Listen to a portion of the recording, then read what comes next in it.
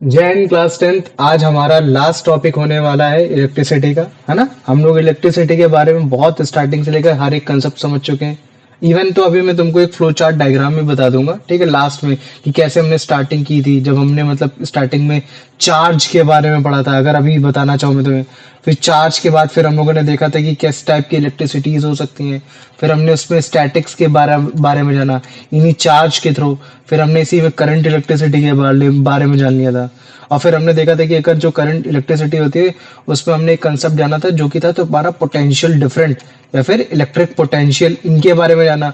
कि हाँ यार, जो ये जो होता है बेसिकली कुछ और नहीं, एक तरीके का फोर्स होता है जो कि तुम्हें बोलता है कि हाँ इलेक्ट्रॉन तो मेरे पास आओ। और फिर हम देखते हैं कि एक एक पर यूनिट एरिया में कितनी जल्दी से तुम्हारा इलेक्ट्रॉन आ जा रहा है ना, कितने कम टाइम में आ जा रहा है। उसी से रिलेटेड फिर हमने करंट के बारे में पढ़ दिया था, जिसका हम लोग लिखते हैं क्यू से, जो तुम्हारे चार्ज अपॉन मतलब क्या कहते हैं कि तुम्हारा C equal to Q by T के फॉर्म में हमने ऐसा फॉर्मूला बनाया था, है ना। पीटी में हमने अलग फॉर्मूला बनाया था, ये हो गया। फिर हमने इसी से रिलेटेड और बारे में जाना था कि ओम्स लॉ क्या होता है। फिर हमने देखा था कि हाँ देखो, V is directly proportional to I होता है ना। फिर हमने उसमें रेजिस्टेंस के बारे में और अच्छे से जान लिया था कि रेजिस्टेंस क्या होने लगता है। तो अभी ये जो फ्लो चार्ट डायग्राम है ना, इन फ्लो चार्ट डायग्राम्स के बारे में अच्छे से देख लेंगे कि कैसे स्टार्टिंग की थी और कैसे हम लोग एंडिंग कर रहे हैं ये। तो अभी अगर मैं आज के टॉपिक के बारे में बात करूं, तो आज हम लोग ये देखने वाले कि यार अभी तक जितनी भी हमने इलेक्ट्रिसिटी देखी है भैया, उसमें कहीं ना कहीं हमको कुछ ना कुछ मतलब उनमें इफेक्ट्स देखने को मिल रहे हैं, है ना। इलेक्ट्रिसिटी की वजह से या फिर इलेक्ट्रिक करंट की वजह से हमको कुछ ना कुछ उस पर्टिकुलर मटेरियल में या फिर हमें आसपास कुछ ना कुछ इफेक्ट देखने को मिल रहे हैं। अब अगर जैसे उन इफेक्ट्स की बात की जाती है, तो जनरली इनमें किन की बात की जाती है? हीटिंग इफेक्ट की बात की जाती है, इसमें तुम्हारी मैग्नेटिक इफेक्ट की बात की जाती है, और इसमें तुम्हारी केमिकल इफेक्ट की बात की जाती है। ये तो जो कंटेक्स्ट है ये तुम्हारे क्लास 10th में आएंगे, और ये जो वाला जो कंटेक्स्ट है तुम्हारे 11th में आएगा। क्लास 10th की तुम्हारे इलेक्ट्रिसिटी चैप्टर में heating effect of electric current तो यहीं आ जाएगा, क्योंकि इसमें हम लोगों ने नाइक्रोम वायर्स के बारे में, इन सब के बारे में ज्यादा अच्छे से पढ़ा है। लेकिन इसका एक पूरा अलग से चैप्टर है, magnetic effect of electric current, जिसमें हम लोग solenoid, AC DC, AC motor, DC motor, ठीक है, इन सब के बारे में पढ़ेंगे, जानेंगे कि कैसे तुम्हारे एक मैग्नेटिक इफेक्ट की वजह से तुम्हारा इलेक्ट्रिसिटी भी प्रोड्यूस कर सकते हैं, और कैसे इलेक्ट्रिसिटी की मदद से हम लोग मैग्नेटिक प्रॉपर्टी भी इंड्यूस कर सकते हैं किसी भी चीज में, है ना। तो ये सारे चीजें जो कंसेप्ट होंगे हमारे लिए थोड़ा सा आसान हो जाएगा। लेकिन अभी हम लोग को क्या पढ़ना है कि कैसे हमारा एक करंट किसी भी मटेरियल को एक हीटिंग इफेक्ट देता है, मतलब कि heating effect of electric current, current की वजह से मतलब क्या कहते हैं, हीट आना। ये तो याद रखो। मान लो कि मैं बोलता हूँ कि कोई भी तुम्हारे पास एक कंडक्टर है, और उस कंडक्टर में बात करता हूँ, कंडक्टर मतलब वही जिसमें इलेक्ट्रिसिटी जाती है। तो मैं बोलता हूँ कि भैया चलो ठीक है, इलेक्ट्रिसिटी जा रही है, करंट जा रहा है, लेकिन उसमें जा रहा है जिसका रेजिस्टेंस बहुत हाई हो रखा है, मैंने बोल दिया नाइक्रोम वायर हो रखा है। तो जब भी इस तरीके की कोई भी कंडक्टर जिनमें रेजिस्टेंस बहुत ज्यादा जाता है, अगर उसमें इलेक्ट्रिसिटी पास होती है, तो हमने देखा कि बहुत जल्दी गर्म हो जाता है, और बहुत ज्यादा तुम्हारा क्या होने लगेगा, हीट प्रोड्यूस करने लगेगा। जैसे ये, अगर मान लो कि मैं इसको स्विच को ऑन कर देता हूं, मतलब इलेक्ट्रिक करंट जाएगा, और इलेक्ट्रिक करंट जा रहा है, तो मैं देख रहा हूं कि यार ये जो कंडक्टर है, ये जो नाइक्रोम वायर है, ये नाइक्रोम वायर मेरे को रेड हॉट मतलब एकदम गर्म सा मतलब दिखाई दे रहा है। क्यों? क्योंकि जनरली जो तुम्हारा नाइक्रोम वायर होता है उसका क्या होता है, रेजिस्टेंस बहुत ज्यादा हाई होता है।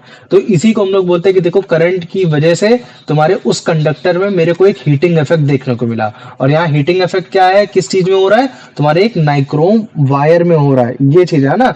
तो ये जो बेसिकली तुम देख रहे हो, इसमें कहीं ना कहीं तुमको एक ट्रांसफॉर्मेशन दिख रही है। किस चीज की दिख रही है? एनर्जी की ट्रांसफॉर्मेशन दिख रही है। कहां से कहां की ओर?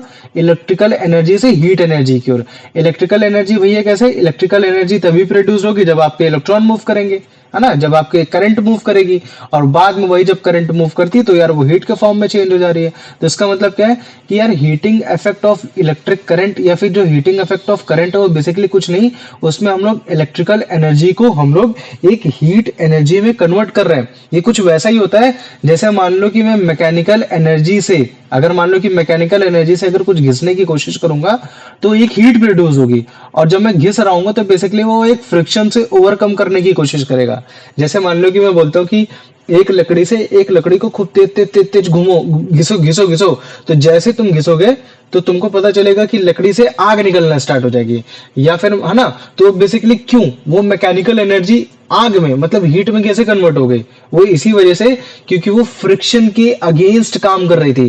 जैसे मान लो कि तुम्हारे दो हाथ है, अगर दो हाथ को तुम्हारे देखोगे ठंडे होंगे इस समय, लेकिन अगर जैसे तुम उनको अपने हाथों के पास लाकर अगर तुम तेज तेज से रब करोगे, मतलब कि फ्रिक्शन को हटाने की कोशिश करोगे, फ्रिक्शन के अगेंस्ट लड़ने की कोशिश करोगे, तो यही जो तुम्हारी मैकेनिकल एनर्जी है वो तुम्हारे हीट में कन्वर्ट हो जाएगी। एकदम ऐसा ही तुम्हारा इलेक्ट्रिकल एनर्जी के साथ होता है। तो भैया इलेक्ट्रिकल एनर्जी जब हीट में कन्वर्ट होती है तो वो फिर किसके खिलाफ लड़ती है? तो वो लड़ती है तुम्हारे रेजिस्टेंस के खिलाफ लड़ती है।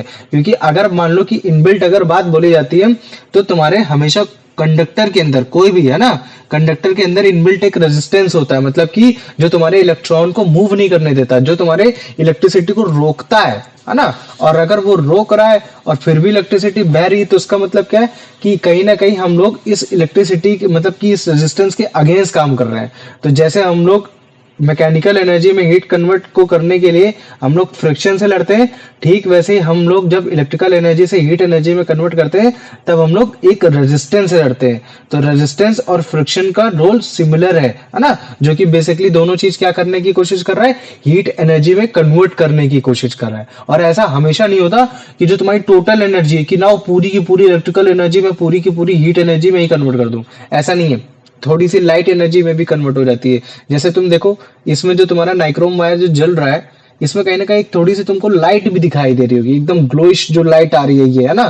तो ये जो ग्लोइश लाइट आ रही है तो हम क्या देख रहे हैं कि लाइट एनर्जी में कुछ कन्वर्ट हो रहा है, कुछ हीट एनर्जी में कन्वर्ट हो रहा है। तो ये ट्रांसफॉर्मेशन ऑफ एनर्जी है जो कि तुमने क्लास 9 तुमने वर्क एंड एनर्जी में पढ़ रखा होगा ये। तो पहले मेरे को बताओ इतना समझ में आ गया कि नहीं आ गया? हाँ आ भाई गया। आ गया। अभी देखो जैसे ये वाला है, इसको एग्जांपल देखो, इसमें भी देखो मैकेनिकल एनर्जी वाला है कि कैसे हम लोग मैकेनिकल एनर्जी के थ्रू दो स्प्रिंग्स को जब हम लोग घुमा रहे हैं या फिर दो चीजों को कर रहे हैं तो देखो कैसे वो फ्रिक्शन को ओवरकम करके वो हीट में कन्वर्ट कर दे रहा है ना। वो जब हीट में कन्वर्ट कर दे रहा है तो हम लोग बोल रहे कि हाँ देखो यार मैकेनिकल एनर्जी हीट में कन्वर्ट हो रही है क्योंकि वो फ्रिक्शन के अगेंस्ट लड़ रही है।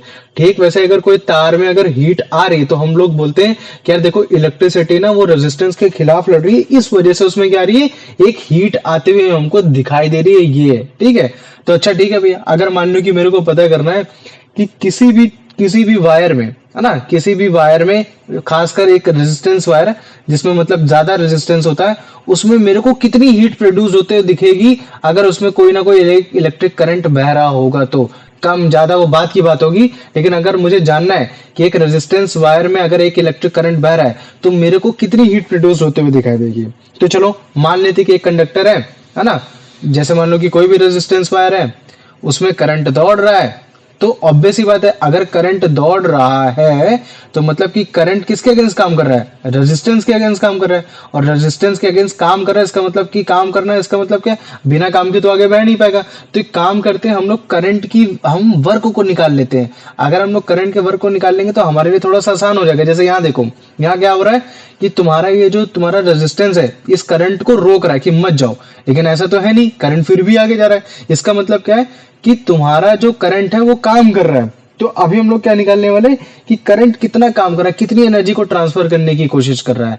तो हम लेट करते कि देखो करंट एक आई है, वो तुम्हारे उस रेजिस्टेंस आर में टाइम टी के लिए क्या कर रहा है, ट्रेवल कर रहा है ना, वर्क डन लगा रहा है, काम कर रहा है। क्यों? क्योंकि वो रेजिस्टेंस से लड़ना चाहता है। तो कितना लड़ना चाह रहा है, अगर मान लो कि तुमने पोटेंशियल डिफरेंस वी लगा रखा है जिसकी मदद से तुम्हारे मतलब क्या कहते हैं करंट दौड़ रहा है, मतलब कि इलेक्ट्रिक चार्ज दौड़ रहा है ना। तो कितना काम करेंगे, लगभग तुम्हारा W equal to Q into V करेंगे, ठीक है। एक तरीके से ट्रांसफॉर्मेशन ऑफ एनर्जी का फॉर्मूला होता है। और हमें मालूम है कि तुम्हारा करंट का तुम्हारा ओम्स लॉ, करंट का तुम्हारा ओम्स लॉ के अकॉर्डिंगली तुम्हारा एक निकल कर आया था जो कि तुम्हारा क्या था, I equal to Q by T, है ना। ये जिसमें हमने निकाला था कि ये हो गया। अभी अगर मान लो कि मैं क्यू के टर्म में इसमें आंसर निकाल लेता हूँ तो क्यू इक्वल टू क्या हो जाएगा, I इंटू टी। तो और ओम्स लॉ में क्या बोलता है, V upon I equal to R. तो अगर मान लो कि V equal to I R हो गया, है ना, V की वैल्यू हमने निकाल ली, इधर साइड हमने Q की वैल्यू निकाल ली, और अगर मैं इन्हीं दो वैल्यू को अगर मैं इधर रख दूंगा तो क्या हो जाएगा, थोड़ा सा मेरा जो W की वैल्यू थोड़ी सी अलग दिखाई देगी। कैसे दिखाई देगी, कुछ यूं, मान लो कि मैंने Q की वैल्यू I इंटू टी जो हुआ करती है, इसमें हमने मतलब क्या कहते हैं V equal to I into R, हमने W इक्वल टू, जैसे इसको देखो फिर से देख लो, मैं दिखा दे रहा, W इक्वल टू क्या हो रखा है, Q इंटू वी हो रखा है, ठीक है। इस चीज को याद रख लेना, W equal to Q into V. तो हमने पहले Q की वैल्यू निकाली और फिर हमने V की वैल्यू निकाली। Q की वैल्यू कहां से आएगी भैया, करंट का फॉर्मूला होता है आपका कितना होता है, C is equal to Q by T होता है, तो हमने ऐसे निकाल ली। अच्छा Q इज इक्वल टू फिर सी टी हो जाएगा, वेरी गुड। फिर हमने V की वैल्यू निकाल ली ओम्स लॉ से, V इज इक्वल टू कितना होता है, आई आर होता है। तो हमने इन्हीं दो वैल्यू को हमने यहाँ रख दिया। तो जब हमने यहाँ रखा तो ये तुम्हारी हो गई भाई, ये Q की वैल्यू हो गई, ये तुम्हारे मतलब क्या कहते हैं V की वैल्यू हो गई। तो भाई I से I मल्टीप्लाई हुआ तो ये आई स्क्वायर हो गया, और फिर ये तुम्हारा आर हो गया, ये तुम्हारा टी हो गया। तो वर्क डन मतलब कि तुम्हारे तुम्हारे इलेक्ट्रिसिटी ने, तुम्हारे इलेक्ट्रिक करंट ने कितना काम किया कि उस रेजिस्टेंस के खिलाफ वो काम कर सके, वो है तुम्हारा आई स्क्वायर आर इंटू टी। और जब भी अगर कोई इलेक्ट्रिकल है ना या इलेक्ट्रिसिटी या करंट कभी भी रेजिस्टेंस के खिलाफ काम करती है तो वो क्या प्रोड्यूस करेगी, हीट प्रोड्यूस करेगी। एकदम वैसे ही जैसे भैया मैकेनिकल एनर्जी जब फ्रिक्शन के अगेंस्ट काम करती है तो हीट प्रोड्यूस करती है।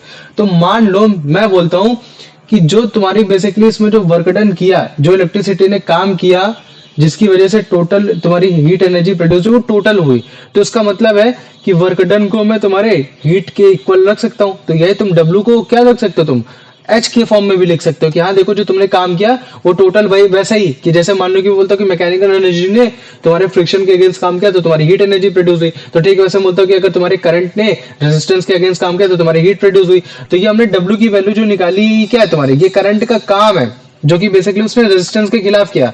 तो अगर रेजिस्टेंस के खिलाफ किया तो इसका मतलब हीट प्रोड्यूस किया, तो मैं बोलता हूँ कि टोटल हीट प्रोड्यूस कर दिया, मतलब एकदम जस्ट इक्वली कर दिया, है ना। उसको दिमाग से हटा दो कि कोई लाइट एनर्जी में कन्वर्ट है उसमें कन्वर्ट हुआ, तो मैं क्या बोल सकता हूँ, H बोल सकता हूँ W को। और अगर मैं H बोल सकता हूँ तो ये फॉर्मूला हो गया, क्या हो गया, आई स्क्वायर आर टी, ये हो गया। और वर्क डन की यूनिट कितनी थी, जूल होती है, तो हीट की भी यूनिट यहाँ क्या होगी तुम्हारी जूल्स में लिख दी गई। तो पहले मेरे को बताओ इतना समझ में आ गया कि नहीं आ गया, इसमें कोई दिक्कत है तो आ गया भैया। आ गया। चलो वेरी गुड। अच्छा तुम मेरे को बताओ, मान लो कि मैं बोलता हूं कि भाई तुम्हारा ये जब तुम्हारा मतलब तुमको हीट निकालनी थी किसी भी कंडक्टर में कितनी हीट है, लेकिन उसमें तुम्हें आई नहीं दिया था और तुम्हें आर नहीं दिया था, लेकिन तुम्हारा पावर बता दिया था कि यार उस कंडक्टर की पावर कितनी है, उस रेजिस्टेंस की पावर कितनी है। जैसे मान लो कि मैं बोलता हूँ कि एक बल्ब है, बल्ब बहुत ज्यादा तुम्हारा हीट कर रहा था लेकिन मेरे को हीट निकालनी थी, कितनी हीट है, तो तुम्हारे पास आई की वैल्यू थी, आर की वैल्यू थी, तुम्हारे पास टी की वैल्यू थी। तो तुमने ये आई स्क्वायर आर टी से मतलब क्या कहते हैं बड़े आराम से तुमने फॉर्मूला लगा के निकाल लिया। लेकिन मैं बोलता हूँ कि तुम्हारे पास आई की वैल्यू नहीं थी, आर की वैल्यू नहीं थी, पी की वैल्यू थी, तो तुम निकाल सकते हो, बताओ मुझे। तुम्हें याद होगा कि पावर के मैंने तीन फॉर्मूले पढ़ाए थे। पावर का पहला फॉर्मूला क्या था, work V into I. Done work दूसरा फॉर्मूला क्या था, work done upon time. Work P equal to W upon T. चल ठीक है ये हो गया। मैं और तीसरा तीसरा बता, एक आई आई स्क्वायर आर है ना, और एक कौन सा था एक तुम्हारा V स्क्वायर बाई आर। तो अगर तुम ध्यान से देखोगे तो ये आई स्क्वायर आर लिखा है, क्या मैं इसको P के टर्म में लिख सकता हूँ, बताओ मुझे। P के टर्म में लिख सकता हूँ ना।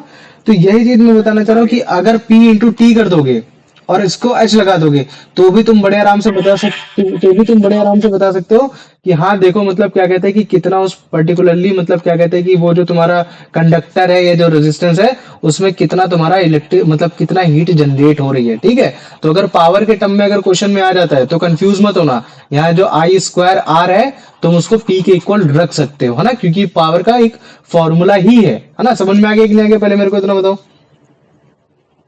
हाँ भैया। इतना आ गया ना ये। तो अभी देखो ये जो तुमने जूल के टर्म में जो हीट को निकाला ना, जिसमें तुम बोल रहे हो कि हाँ देखो जूल जो बेसिकली हीट प्रोड्यूस हो रही किसी भी कंडक्टर आई जब वो 1 एम्पियर से फ्लो हो रहा है ना, और वो किस में फ्लो हो रहा है तुम्हारे किसी कंडक्टर में जिसमें मतलब क्या कहते हैं रेजिस्टेंस आर हो रखा है और टाइम टी हो रखा है, तो इसी को हम लोग क्या बोलते हैं, जूल्स लॉ ऑफ हीटिंग ही बोल देते हैं, है ना। तो या तुम चाहे इलेक्ट्रिक करंट ऑफ मतलब क्या कहते हैं कि heating effect of electric current बोल दो, या फिर तुम जूल्स लॉ ऑफ हीटिंग बोल दो, दोनों की बात बराबर ही हो रखी है।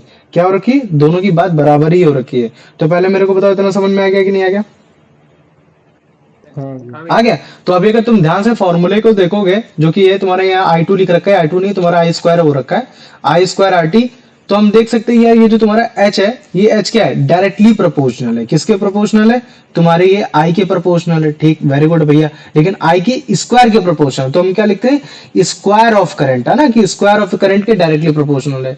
तो ठीक भैया भैया हीट तो फिर आपके रेजिस्टेंस की भी प्रोपोर्शनल हो रखी है, तो ये देखो रेजिस्टेंस की भी क्या हो रखी है तुम्हारे डायरेक्टली प्रोपोर्शनल हो रखी है। ठीक ऐसे तुम्हारे मतलब क्या कहते हैं टाइम की भी प्रोपोर्शनल हो रखी है, तो ये तुम्हारे टाइम की भी प्रोपोर्शनल हो रखी है। तो देखो उसको हम लोग और अच्छे से लिखते हैं, मैं बोलता हूँ कि जो तुम्हारे किसी भी कंडक्टर में जो हीट प्रोड्यूस्ड हो रही है वो तुम्हारे डायरेक्टली प्रोपोर्शनल है स्क्वायर ऑफ करंट के।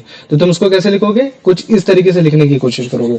अब आ जाओ इसके कंक्लूजन में आ जाओ। इसका मतलब क्या है कि भैया जैसे मान लो कि मैं बोलता हूँ कि करंट की वैल्यू जो हुआ करती थी पहले वो कभी एक हुआ करती थी, तो उसका मतलब है कि भैया हीट की वैल्यू कितनी आ जाएगी, 1 आ जाएगी।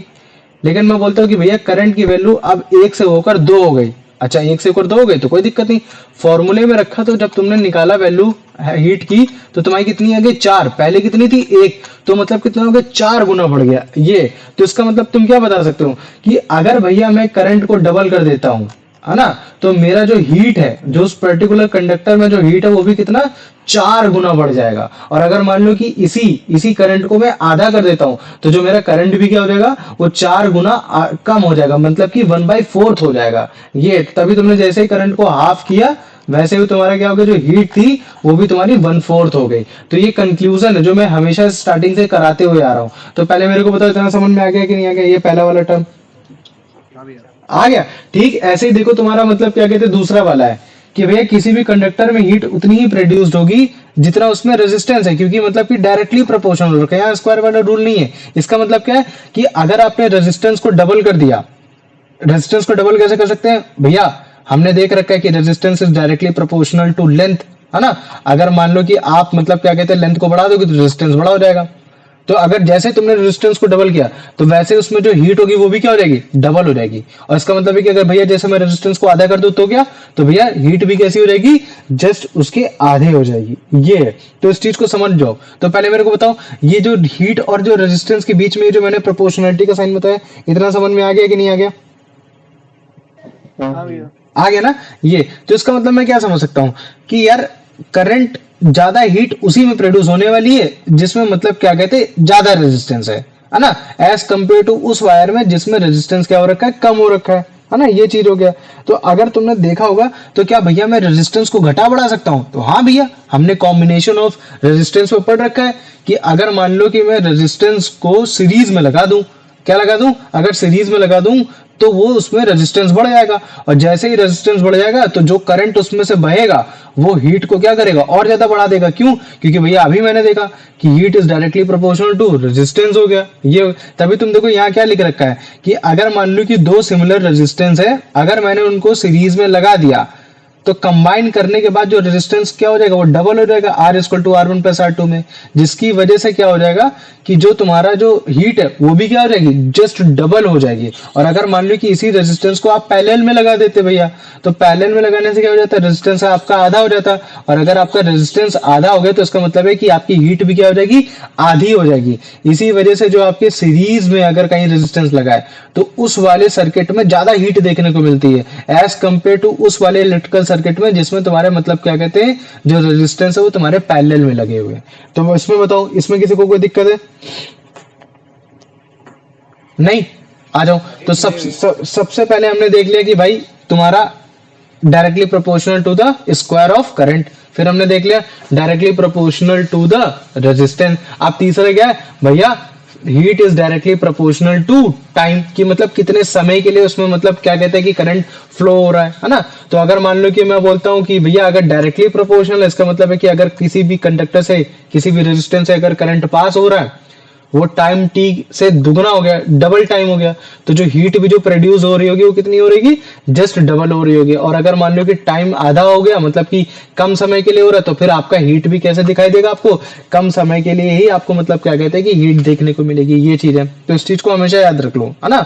और हमने ये बता ही दिया कि भैया फॉर्मूला तो होता है H equal to I square RT, है ना।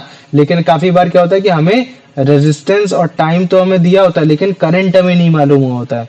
तो अगर हमें रेजिस्टेंस भी मालूम है, क्योंकि भाई ऑब्वियस सी बात है अगर किसी कंडक्टर में हम हीट देख रहे हैं तो हम उसी कंडक्टर की हीट चेक करेंगे जिसमें ज्यादा रेजिस्टेंस हो, तो रेजिस्टेंस तो हमें मालूम ही रहता है, टाइम भी मालूम रहता है कि कितनी देर तक जलाया था हमने, कि कितनी देर तक हमको मतलब मस्त आराम से गर्मी मिली, लेकिन उसमें कितना करंट आ रहा है ये नहीं मालूम रहता।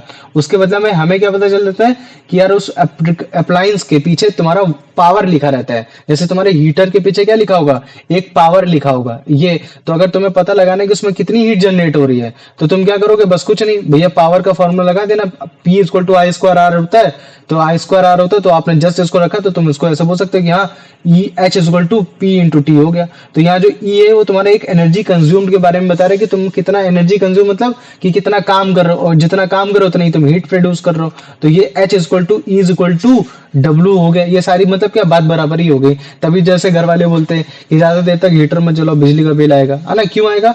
क्योंकि भैया जो हीटर में जो नाइक्रोम वायर है, वो नाइक्रोम वायर क्या कर रही है बेसिकली आपका हीट प्रोड्यूस कर रही है। क्यों? क्योंकि उसमें बहुत ज्यादा रेजिस्टेंस है, बहुत ज्यादा रेजिस्टेंस है तो ज्यादा समय तक चलेगा तो आपका ज्यादा हीट प्रोड्यूस्ड होगी, है ना। और अगर मतलब कि ज्यादा देर तक चल रहा है, रेजिस्टेंस ज्यादा मतलब कि और उसको काम करना पड़ा, उसको और एनर्जी कंज्यूम करनी पड़ रही, तभी बिजली का बिल भी ज्यादा आ रहा है। ये तो जनरली अगर तुम्हें जानना है तो उसके पीछे पावर लिख रखा है और टाइम लिख रखा है। पी और टी का मल्टीप्लाई कराना तो तुमको पता चल जाएगा कि कितना एनर्जी कंज्यूम कर रहा है। तो जूल के फॉर्म में तुमको निकल कर आएगा, उसी को तुम के डब्ल्यू एच के फॉर्म में निकाल लो, और यही तुम्हारा के डब्ल्यू एच तुम्हारी बेसिकली एक यूनिट हो जाती है। और घर के तुम्हारे जो बिजली के बिल में 8 रुपए यूनिट है तो उससे मल्टीप्लाई करा लो, तो तुम्हें पता चल जाएगा कि जितने समय तक के लिए तुमने चलाया है या तुम जितने समय तक तुम चलाओगे तो तुम्हारा कितना बिजली का बिल आएगा। ये समझे? तो सिंपल सी सीधी बात हो रखी है, ठीक है। तो याद रख लो जितने भी अप्लायंस है वो सारे के सारे तुम्हारे मतलब क्या कहते हैं इलेक्ट्रिसिटी को तुम्हारे हीट एनर्जी में कन्वर्ट नहीं करते।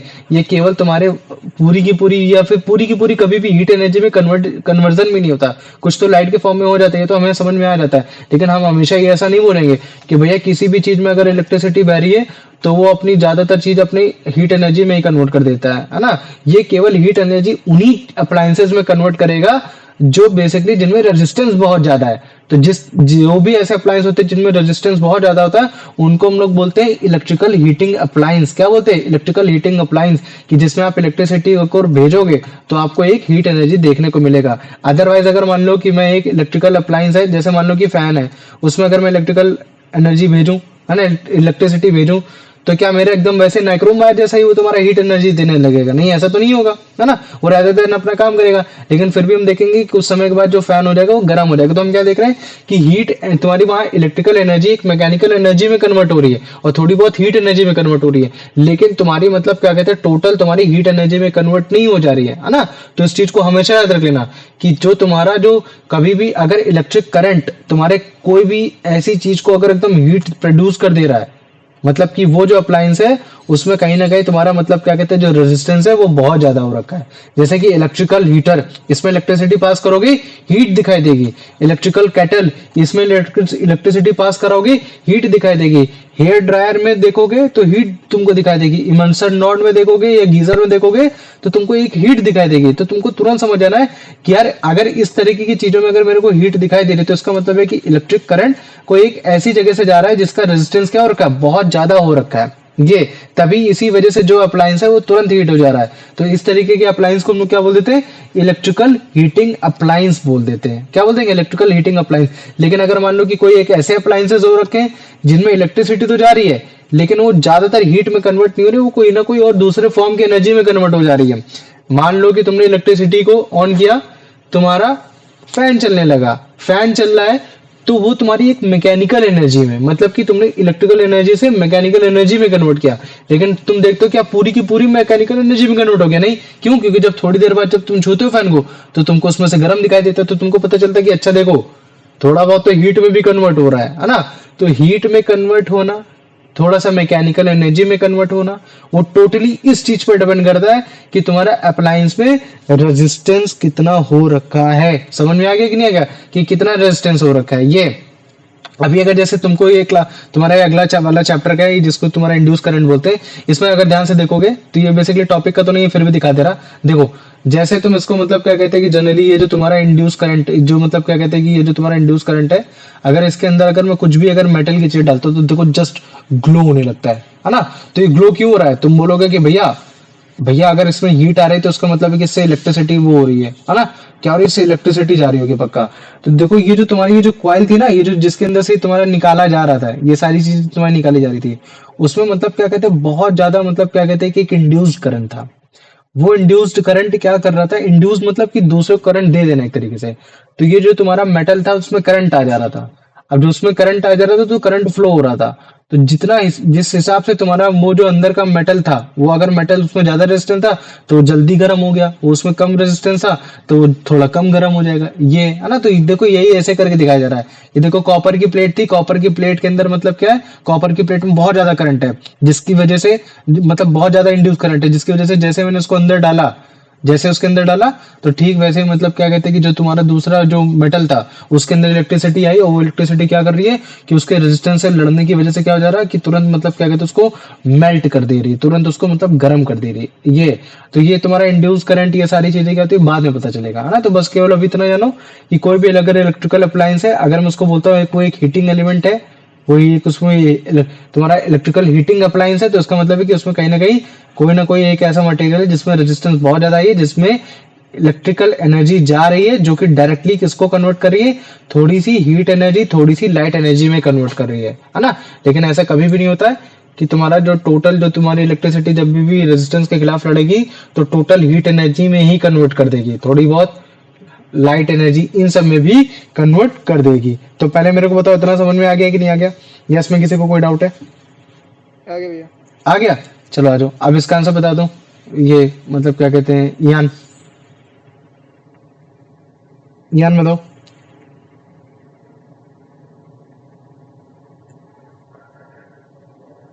अमन बेटा तुम बताओ।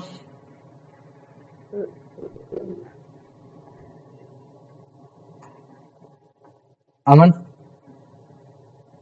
भैया मन नहीं है, ईयान ही है, मतलब ईयान भी है। हेलो। बता भाई यान, हीटिंग इफेक्ट ऑफ करंट का मतलब तुम क्या समझते हो? भैया concept of the electrical energy into the heating। भैया बी वाला। बी वाला, वेरी गुड, है ना। आ जाओ, अब इसका आंसर बता दो Pranav. When an electric current passes through a high resistance wire like chrome, to the wire cools down, produces a welding, becomes hot and produces heat। भैया सी वाला। सी वाला, वेरी गुड। आ जाओ यश, इसका आंसर बताओ बेटा।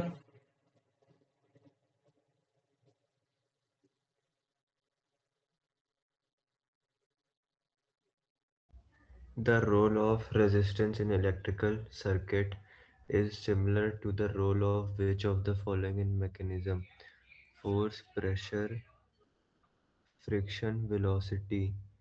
The role of resistance in electrical. We have friction. Friction, good. आ जाओ ना, अब इसका आंसर बता दो Kartikeya. What is the formula for work done when Q charge moves through a potential difference V? W is equals to Q multiply V. ठीक है, आ जाओ, अब इसका आंसर बता दो। और तो कोई बचा नहीं ना? ठीक है, आ जाओ यान, इसका आंसर बताओ कि जो तुम्हारा करंट होता है वो करंट किसके इक्वल होता है? T by Q, Q by Q into two, Q by T, T square by Q square.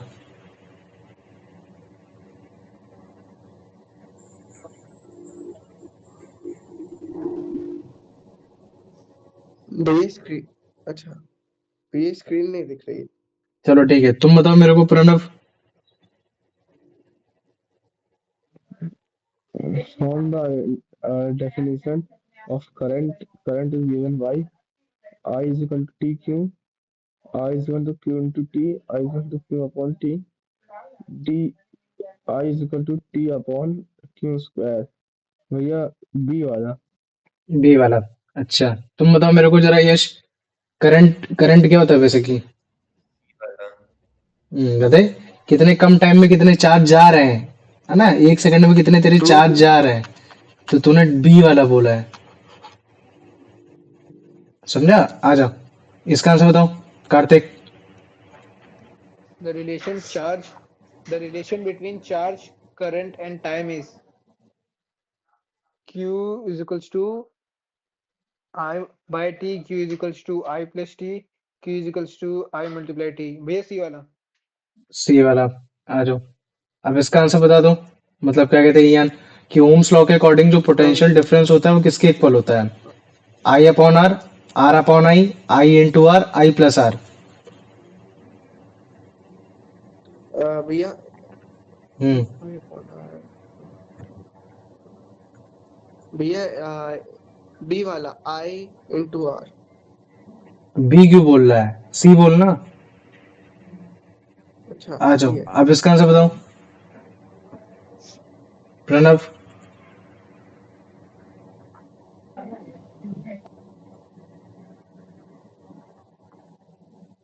Pranav, Yash. The formula for work done is resistance wire is B वाला भैया।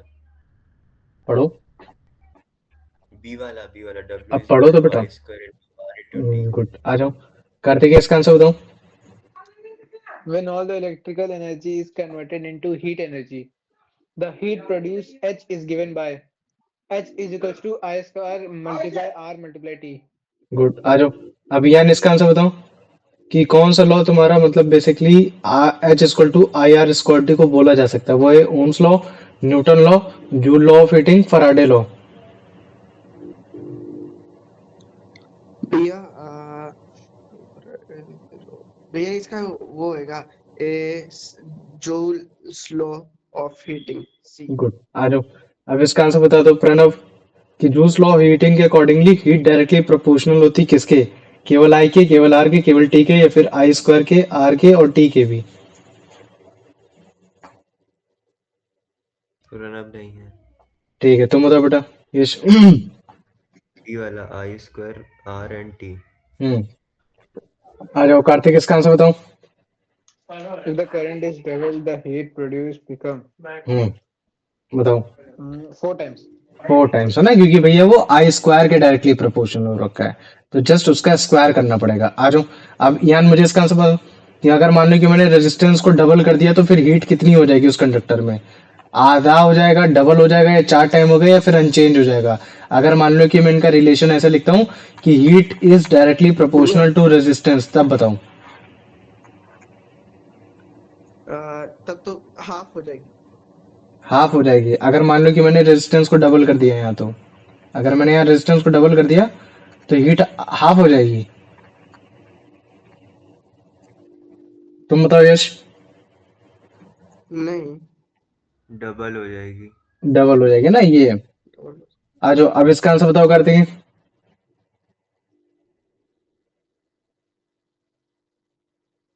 मान लो मैं बोलता हूँ कि H is directly proportional to time T हो रखा है, तो बोल रहा है कि अगर इसमें करंट जो है, अगर उसका टाइम जो है मैंने दुगना कर दिया, डबल कर दिया, तो मुझे बताओ हीट उसमें फिर कितनी पाएगी, कितना प्रोड्यूस्ड होगी।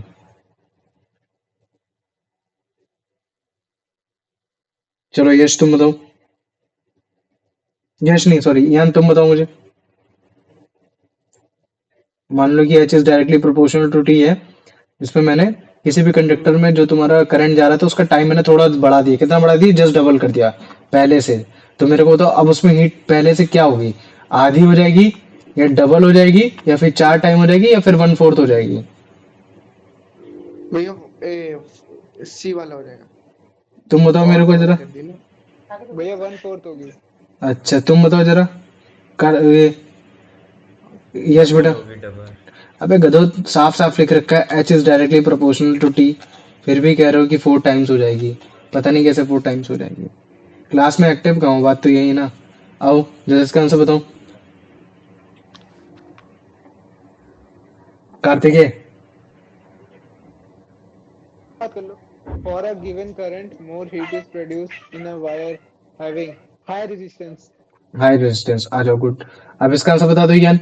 जैसे मान लो कि उसी सेम करंट को अगर बहुत ज्यादा हीट प्रोड्यूस्ड हो रहा है, क्यों, क्योंकि मैंने दो सिमिलर रेजिस्टेंस को क्या, जैसे मान लो कि एक सेम करंट कहीं दौड़ रहा है और वो भी दो सिमिलर रेजिस्टेंस के बीच में, तो वो ज्यादा हीट कब प्रोड्यूस करेगा, जब दोनों के दोनों रेजिस्टेंस पैरेलल लगे हों, सीरीज में लगे हों, या दोनों के दोनों मतलब सीरीज के में होगा।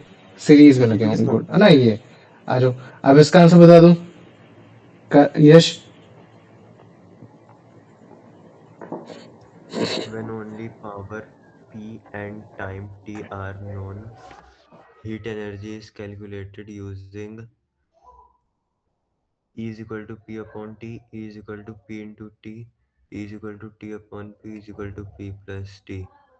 भैया बी वाला होगा इसका, इज बी इक्वल टू वाला ना, P। वेरी गुड है ना, क्योंकि भैया अगर मैं फॉर्मूला लिखूं H is equal to I square R T, तो ये आई स्क्वायर आर कुछ नहीं बेसिकली पी है, तो मैं H is equal to P T भी बोल सकता हूँ ना, सिंपल सी बात ये हो गई है ना। जो आप जितनी आप हीट एनर्जी निकाल रहे हो उसका मतलब उतनी आप एनर्जी कंज्यूम कर रहे हो, उतना ही आप काम भी कर रहे हो।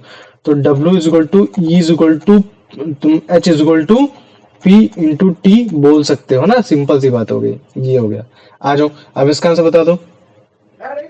Which type of appliances convert most of the electrical energy into heat energy?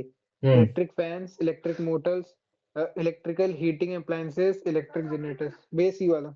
सी वाला, वेरी गुड है ना। अब देखो क्वेश्चन कैसे आ रहा है, क्वेश्चन ये बोल रहा है कि मान लो कि कोई रेजिस्टेंस है, कोई भी कंडक्टर का रेजिस्टेंस है जिसका रेजिस्टेंस कितना हो रखा है, 500 ओम हो रखा है।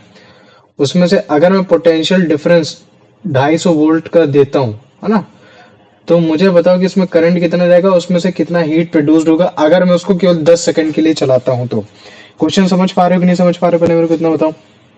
हाँ भैया। क्वेश्चन बोल रहा है कि तुम्हारा 250 वोल्ट की एक बिजली है, वो तुम्हारे एक रेजिस्टेंस से होते हुए जा रही है जिसका रेजिस्टेंस कितना 500 ओम है। वो बेसिकली तुम्हारा अप्लायंस कौन सा है, वो तुम्हारा आयरन है, प्रेस है। तो मुझे बताओ कि उसमें से करंट कितना आएगा, करंट बेसिकली कितना होगा। तो मुझे पहले बताओ कि करंट का तुम्हारा, अगर जैसे मान लो कि मेरे को करंट निकालना है, तो करंट का कोई फॉर्मूला होता है, बताओ मुझे हाँ भैया। क्या होता है। V upon R। V upon R होता है। अच्छा तुम बताओ जरा मेरे को, करंट का फॉर्मूला वी अपॉन आर होता है। भैया Q upon, sorry भैया, Q upon T। क्या होता है, क्यू अपॉन टी होता है, जो कि बेसिकली क्या हो गया, I equal to Q by T. आप जरा मुझे इसके हिसाब से देखो क्या क्या गिवन हो रखा है, क्या मुझे बताओ इसमें, मतलब चार्ज के बारे में हल्का फुल्का गिवन है क्या, अगर मान लो कि इसके बारे में बात कर लो, क्या क्या गिवन है इसमें, मेरे को पहले ये बताओ। पोटेंशियल भैया डिफरेंस वोल्ट, वोल्टेज दिया हुआ है और वोल्ट, रेजिस्टेंस। ओम्स, हाँ रेजिस्टेंस। है ना ये। अच्छा देखो इसमें अगर जैसे तुम ध्यान से क्वेश्चन देखोगे तो इसमें क्या क्या, पहले पहले पहले क्वेश्चन समझो, पहले तुम मेरे क्वेश्चन समझो पहले। समझाएं आपको। पहले क्वेश्चन समझाओ मेरे को। इसमें एक वोल्टेज हमें दी हुई है 250 वोल्ट, और उसके वो रुक अक्रॉस जाओ मैं गिवन रेजिस्टेंस कर लेता हूँ। 250 वोल्ट हो गया, ठीक है, और बताओ। और रेजिस्टेंस हमें 500 ओम दी है। 500 ओम दे रखा है, गुड, और बताओ। तो हमें कैलकुलेट करना है उसका करंट और heat energy produced in joules in 10 ठीक है, सेकेंड। 10 आई हमको सेकेंड। निकालना है, ठीक है, आई हमको निकालना है, ठीक है। तो देखो ये जो तुमने जो निकाला है ना, ये तुम्हारा करंट का था, ये इलेक्ट्रिसिटी का थोड़ी ना था, ये करंट का एक तरीके से तुमने निकालने की कोशिश की। लेकिन हाँ। करंट तो हम लोग ओम्स लॉ से भी तो निकाल सकते हैं, क्योंकि फिर यहाँ तुमको चार्ज लगाना पड़ेगा, लेकिन चार्ज के थ्रू तुम फॉर्मूला लगा नहीं पाओगे। ओम्स लॉ के अकॉर्डिंगली तुम्हारा क्या होता है, V is directly proportional to R, मतलब V equal to I R. तो मतलब आई की वैल्यू निकाली तो कितना हो जाएगा, वी बाई आर हो जाएगा। समझ में आ गया कि नहीं आ गया, आ गया ना। तो आई इक्वल टू कितना हो जाएगा, वी बाई आर, जो यही बता रहा था पहले, है ना। आ जाओ, तो वी की वैल्यू कितनी हो गई, 250 हो गई, और आर की वैल्यू कितनी हो गई, 500। 500 हो गई। तो अगर मान लो कि इसको मैं सॉल्व करूंगा तो कितना आ जाएगा बताओ मुझे। 1/2। 1/2 मतलब कि 0.5 0.5 एम्पियर, कितना हो जाएगा, एम्पियर। 0.5 एम्पियर हो जाएगा ये। अब मान लो कि मेरे पास करंट आ गया, तो अब दूसरा क्वेश्चन पूछ रहा है कि अब तुम ऐसा सोचो कि तुम्हारे पास कोई आयरन था, उसमें 250 वोल्ट की बिजली आती थी, उसके अंदर जो रेजिस्टेंस लगा था 500 ओम का लगा था। अब यार उसमें करंट 0.5 एम्पियर का आ रहा था बेसिकली। तो मान लो कि उस रेजिस्टेंस के खिलाफ जो इसने इस करंट ने लड़ाई लड़ी है 10 सेकंड तक, उसमें कितनी इसने हीट निकाली। तो उस हीट के लिए मतलब क्या फॉर्मूला था, भैया I स्क्वायर मल्टीप्लाई T।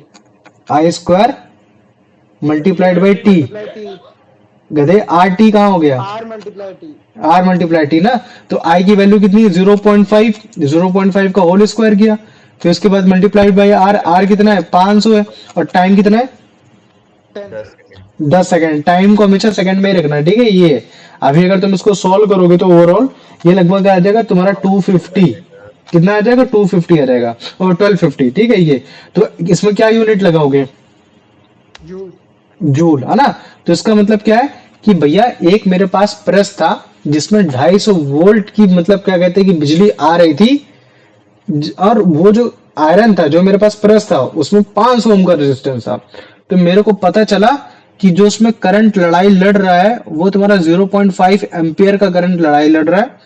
जिसकी वजह से मैंने देखा कि 10 सेकंड में लगभग लगभग उसने 1250 जूल की एनर्जी खा ली, या तो उस पे काम किया, है ना, और मतलब खाली मतलब कि एनर्जी कंज्यूम कर ली, या तो उसने काम किया। और ये दोनों ही किस चीज के इक्वल हो रखे, हीट के इक्वल हो रखे, कि हाँ मतलब उसने उतनी एनर्जी क्या करी, हीट के फॉर्म में निकाली है ना। और हम ऐसा क्यों बोले कि हाँ पूरा का पूरा काम, पूरा का पूरा एनर्जी उसने हीट के रूप में निकाली है, इस वजह से क्योंकि भैया ये जो अप्लायंस है इसमें जो भी रेजिस्टेंस लगा है वो बेसिकली रेजिस्टेंस बहुत ज्यादा हाई है, 500 ओम का हो रखा है। तो इस तरीके के जो भी अप्लायंस होंगे क्या बोले जाएंगे, इलेक्ट्रिकल हीटिंग अप्लायंस बोले जाएंगे। क्या बोले जाएंगे आपके, इलेक्ट्रिकल हीटिंग अप्लायंस बोले जाएंगे। ये तो पहले मेरे को बताओ इतना समझ में आ गया कि नहीं आ गया, इस क्वेश्चन में जो भी था आ गया भैया। आ गया।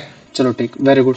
अब आ जाओ, अब देखो दूसरा क्वेश्चन है। दूसरा क्वेश्चन ये बोल रहा है कि हीट प्रोड्यूस्ड हो रही है ना, हीट प्रोड्यूस्ड हो रही है जब तुम्हारे जो इलेक्ट्रॉन मूव कर रहे हैं उनका जो टोटल चार्ज है वो कितना चार्ज है तुम्हारा, 96,000 है। और वो 1 घंटे से लगातार मतलब ट्रांसफर किया जा रहा है with the potential difference 50 volt. तो बोल रहा है कि कितनी हीट प्रोड्यूस की जाएगी, इसमें कितनी हीट तुम्हारी प्रोड्यूस्ड हो रही होगी। तो इसमें बताओ इसमें क्या क्या गिवन है, पहले मेरे को इतना बताओ। वे चार्ज चार्ज गिवन है, चार्ज को किस चीज से डोनेट करते हैं, सी सी से डोनेट करते हैं, क्यू क्यू क्यू से डोनेट करते हैं ना। तो क्या हो गया, क्यू से हो गया 96 कूलम, है ना, ये कूलम भी लिखना सी ऐसे करके, टाइम ये हो गया। हाँ अब टाइम कितना दे रखा है, 1 आवर 1 आवर। अब मुझे बताओ क्या 1 कूलम के साथ हम लोग सेकंड लगाते हैं या वो तुम्हारा आवर लगाते हैं, सेकंड सेकंड सेकंड लगाते हैं। तो मतलब 1 आवर इक्वल टू कितना हो जाएगा, 3600 3600 तुम्हारा सेकंड आ जाएगा ये। अब देखो बोल रहा है कि मुझे बताओ कि हीट कितनी होगी, है ना, कितनी हीट निकालेगा वो। तो सबसे पहले तो मेरे को क्या करंट नहीं पता होना चाहिए, क्योंकि अगर मेरे को हीट जानना है तो हीट तो तभी आएगी जब तुम्हारा करंट किससे फाइट कर रहा होगा, रेजिस्टेंस से फाइट कर रहा होगा। तो मुझे आई की भी वैल्यू पता होनी चाहिए, आर की भी वैल्यू पता होनी चाहिए। तो भाई एक काम करते हैं, पहले आई की वैल्यू निकाल लेते हैं। तो आई के लिए कोई फॉर्मूला है जिसमें क्यू बाई टी रख सकते हैं, बताओ, क्यू अपॉन टी। तो जब मैं इसमें मतलब मान लूं कि मैं क्यू बाई टी वैल्यू रखता हूँ तो भाई 0 से 0 कैंसिल, इससे कैंसिल, और 36 से अगर मैं इसको करूंगा तो लगभग लगभग तुम्हारी जो वैल्यू आने वाली है इसमें आ जाएगी तुम्हारी 26.67। मैं देख के बता रहा हूँ, ठीक है, 26.67 आ जाएगी। तो आई की वैल्यू के साथ क्या यूनिट लगाओगे यहाँ, एम्पियर एम्पियर मैंने यूनिट लगा दी। तो भैया मेरे को करंट भी पता चल गया, ठीक है, कोई दिक्कत नहीं। हीट निकालना था, मेरे को करंट पता चल गया, आई पता चल गया, लेकिन भैया अभी मेरे को आर नहीं पता चला, क्योंकि हीट का जो फॉर्मूला होता है वो क्या होता है, आई स्क्वायर आर टी होता है। तो अगर मान लो कि मेरे पास आई पता है, आर नहीं पता, लेकिन मेरे को वी बता दिया गया है, तो मुझे तो क्या कोई एक ऐसा रिलेशन है जिसके थ्रू मतलब मैं क्या कहते हैं आर को निकाल सकता हूँ। R is equals to V multiply I. Very good, क्यों, क्योंकि भैया ओम्स लॉ की वजह से आ गया, V equal to I R होता है। और मेरे को आर निकाल, मेरे को क्या निकालना है, आर निकालना है। तो आर निकालना है तो इसका मतलब क्या है, इसको इधर भेज दूंगा तो ये V by I equal to R हो जाएगा। समझ में आ गया। और जैसे ही फिर मैं वी की वैल्यू रखूंगा, वी की वैल्यू कितनी है भैया, 50 वोल्ट हो रखी है, और करंट कितना आया मेरा 26.67 आ रखा है। और जैसे मैं इसको सोल्व करूंगा तो मेरे पास जो वैल्यू आएगी वो लगभग लगभग आ जाएगी तुम्हारे 1.87 ओम। कितनी आ जाएगी, 1.87 ओम। तो मेरे को अब रेजिस्टेंस भी पता चल गया, मेरे को अब मतलब क्या कहते हैं करंट भी पता चल गया, मेरे पास मतलब क्या कहते हैं टाइम भी पता चल गया, 1 आवर का है। तो अब मैं हीट की तरफ फॉर्मूला लगा सकता हूँ। हीट का फॉर्मूला क्या हो जाएगा, I square R multiplied by T. I square की वैल्यू कितनी हो रखी, आई की वैल्यू कितनी है 26.67 का होल स्क्वायर, और तुम्हारे आर की वैल्यू कितनी हो रही है 1.87, और इधर साइड तुम्हारा मतलब क्या कहते हैं कि टाइम की वैल्यू कितनी है 3600 हो रखी है। ये हो गया। और जैसे इसको मान लो कि मैं अगर सॉल्व करता हूँ 36 है ना इन सबको, तो जो तुम्हारी वैल्यू आने वाली लगभग लगभग 4788 है ना 0.4। तो इसके साथ यूनिट क्या लगाओगे, जूल्स। जूल। तो तुम देख रहे हो ना कि क्वेश्चन कैसे बनाया जा रहा है। पहले गिवन लिख लो, गिवन के साथ आंसर निकालने की कोशिश करो। जो मेन चीज दिया, मेन चीज तो निकालनी ही निकालनी, हीट निकालनी। जैसे क्वेश्चन पढ़ो, हीट निकालनी। अच्छा, हीट का formula I square R T. तो चलो, क्या मेरे पास आई की वैल्यू है, नहीं यार मेरे पास आई की वैल्यू नहीं है, लेकिन मैं आई की वैल्यू निकाल सकता हूँ क्योंकि मेरे पास चार्ज दे रखा है और साथ ही साथ मेरे को टाइम दे रखा है। तो मैंने आई की वैल्यू निकाल आएगी, मैंने आई की वैल्यू निकाल ली। फिर मैंने देखा यार मेरे पास तो आर की भी वैल्यू नहीं है, तो मैंने बोला आर की वैल्यू कैसे निकल सकती है। तुमने बोला भैया आर की वैल्यू तभी निकल सकती है ओम्स लॉ के accordingly, V equal to I R, जब इनमें से मतलब क्या कहते हैं दो चीज गिवन हो, मतलब कि आई भी गिवन हो वी भी गिवन हो। तो आई तो भैया निकल गया, वी निकालना है, भैया V मतलब R निकालना तो V पता होना चाहिए। तो मैंने क्वेश्चन देखा, अच्छा V भी दे रखा है, तो मैंने सॉल्व किया, तो तुम्हारा रेजिस्टेंस आ गया। अब जब मेरे को तीनों चीजें पता चल गई, तो मैं बड़े आराम से फॉर्मूला रख के आंसर निकाल सकता हूँ। ये तो पहले मेरे को बताओ, इतना समझ में आ गया कि नहीं आ गया? हाँ आ भैया। गया? और किसी को कोई यश? नहीं भैया। नहीं, आ जाओ। अब देखो, एक तीसरा क्वेश्चन दिखाता हूँ। अब क्वेश्चन इस तरह के साथ तुम्हारा एनसीईआरटी में बनते हैं। दो वायर है, दो कंडक्टिंग वायर है ना, जिसमें सीधा सीधा बोल रहा है कि मुझे बताओ उनमें कितनी हीट प्रोड्यूस्ड होगी। ठीक है, अगर वो जो वायर है सेम मटेरियल का बना है, अगर मान लो कि सेम मटेरियल का बना है, तो मैं क्या बोल सकता हूँ कि हाँ उनका जो रेजिस्टेंस होगा वो लगभग लगभग सेम होगा। बताओ मुझे, हाँ भैया। सेम होगा ना? अब बोल रहा है कि अगर वो इक्वल लेंथ के हैं, इक्वल डायमीटर के भी हो रखे, मतलब कि रेजिस्टेंस भाई अब तो पक्का सेम होने वाला है। लेकिन बस ये बोल रहा है कि यार ये जो तुम्हारी दो वायर है, अगर इसका रेजिस्टेंस R1 है, इसका रेजिस्टेंस R2 है, जो कि बेसिकली बराबर ही है, तो एक काम करते हैं, इनको हम लोग मतलब क्या कहते हैं कि R के ही फॉर्म में लिख लेते हैं। दोनों को किस फॉर्म में लिख लेते हैं? R के फॉर्म में ही लिख लेते हैं। मैंने इनको लिख दिया R लिख दिया, इसको R लिख दिया। तो बोल रहा है कि बताओ अगर मैंने इन दो रेजिस्टेंस को अगर मैं उसमें लगा देता हूँ, पैरेलल में लगा देता हूँ और सीरीज में लगा देता हूँ, तो इनका डिफरेंस क्या होगा? तो और काम करते हैं, सबसे शॉर्टकट तरीका तो मतलब क्या कहते हैं कि जो हमने अभी से रिलेशन से देखा था, जिसमें डायरेक्टली प्रोपोर्शनल की बात हुई थी। तो मुझे बताओ, ये जो रेजिस्टेंस होता है वो डायरेक्टली प्रोपोर्शनल होता है या इनवर्सली प्रोपोर्शनल होता है तुम्हारी हीट के? बताओ जल्दी। डायरेक्टली प्रोपोर्शनल होता है। Heat is directly proportional to R. और अगर मान लो कि तुमने इन दो रेजिस्टेंस को अगर तुमने सीरीज में लगा दिया, किस में लगा दिया? तुमने सीरीज में लगा दिया, तो मुझे बताओ फिर तुम्हारा जो रेजिस्टेंस है वो क्या हो जाएगा? वो डबल हो जाएगा या आधा हो जाएगा? डबल ये चार गुना हो जाएगा, डबल हो जाएगा। तो तुमने मतलब क्या इसकी वैल्यू निकाली? तुमने डबल निकाल ली। ये हो गया, ठीक, वेरी गुड। अब बोल रहा है कि जो तुम्हारा मतलब क्या कहते हैं कि जो तुमने अगर मान लो कि इसी रेजिस्टेंस को अगर तुम उसमें निकाल देते हो, किसमें निकाल देते हो? तुम मतलब क्या कहते हैं कि पैरेलल पैरेलल में लगा देते हो, तो भैया 1/r प्लस 1/r, मतलब कि अगर तुम इसको सॉल्व करोगे तो फिर कितना आ जाएगा? बताओ मुझे इसकी वैल्यू। 2/r। 2r/r। हाँ। 2r अपॉन आर क्या? 2/r है ना, ये आ गई। तो अगर मान लो कि मैं बोलता हूँ कि h is directly proportional to r हो रखा है, रेजिस्टेंस के हो रखा है, तो अब मुझे बताओ कि इसको अगर करूंगा तो फिर कितनी हो जाएगी? मतलब एक तरीके से जस्ट उसका डबल हो जाएगा या आधा हो जाएगा, ये मैं जानने की कोशिश कर रहा हूँ। या 1/4 हो जाएगा? 1/4 हो जाएगा, वेरी गुड। तो तुमने बोल दिया कि भैया अगर रेजिस्टेंस को अगर आपने पैरेलल लगा रखा, दो रेजिस्टेंस को अगर आपने पैरेलल लगा दिया है, तो वो आपको 1/4 हो जाएगा, है ना? जो पहले हुआ गया था तो वो कितना हो जाएगा?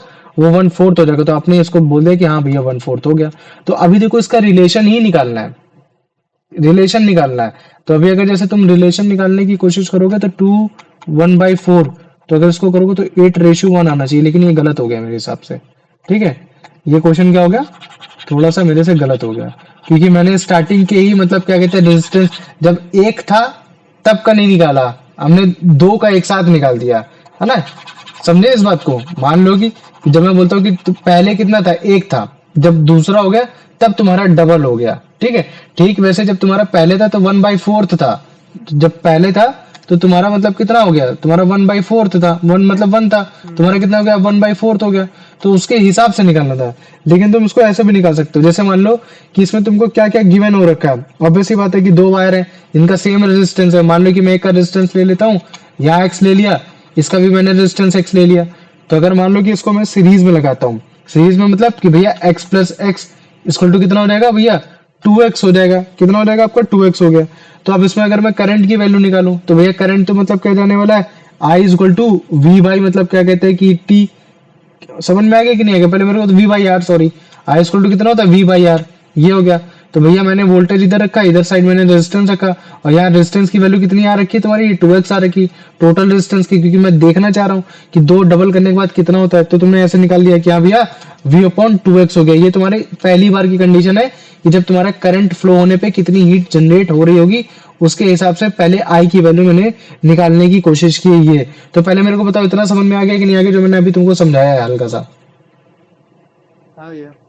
पक्का कंफ्यूज तो नहीं हो? एक बार फिर से बोलो, अगर नहीं है तो फिर से समझा दूंगा। हाँ भैया भैया। एक बार फिर से बता दो यार।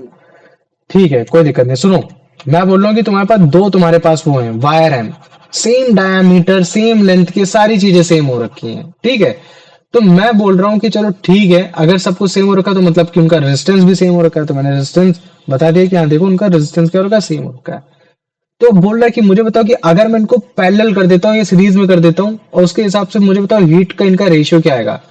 हीट का रेशियो मतलब भैया हीट का फॉर्मूला मतलब आई स्क्वायर आर टी। तो भैया पहले आई निकाला जाए। तो भैया आई निकालना है तो आई के लिए फॉर्मूला क्या होता है, I equal to V by R होता है। तो भैया वी बाई आर तो मतलब क्या कहते हैं वोल्टेज तो दोनों बराबर ही जाएगा, क्योंकि सीरीज में मतलब कि एक तरीके से क्या बोला जा रहा है वोल्टेज लगभग लगभग बराबर जाएगा। क्यों? क्योंकि दोनों ही सेम लेंथ के हैं, सेम ही डायमीटर के, रेजिस्टेंस भी सेम है। मान लो कि अगर मैं बोलता हूँ कि दोनों चीज सीरीज में हो रखी हैं तो हम बोलते थे कि भैया वोल्टेज डिफरेंट होगा, V1 V2 वोल्टेज डिफरेंट होगा। क्यों बोलते थे? क्योंकि किसी का रेजिस्टेंस ज्यादा होता था, किसी का रेजिस्टेंस कम होता था।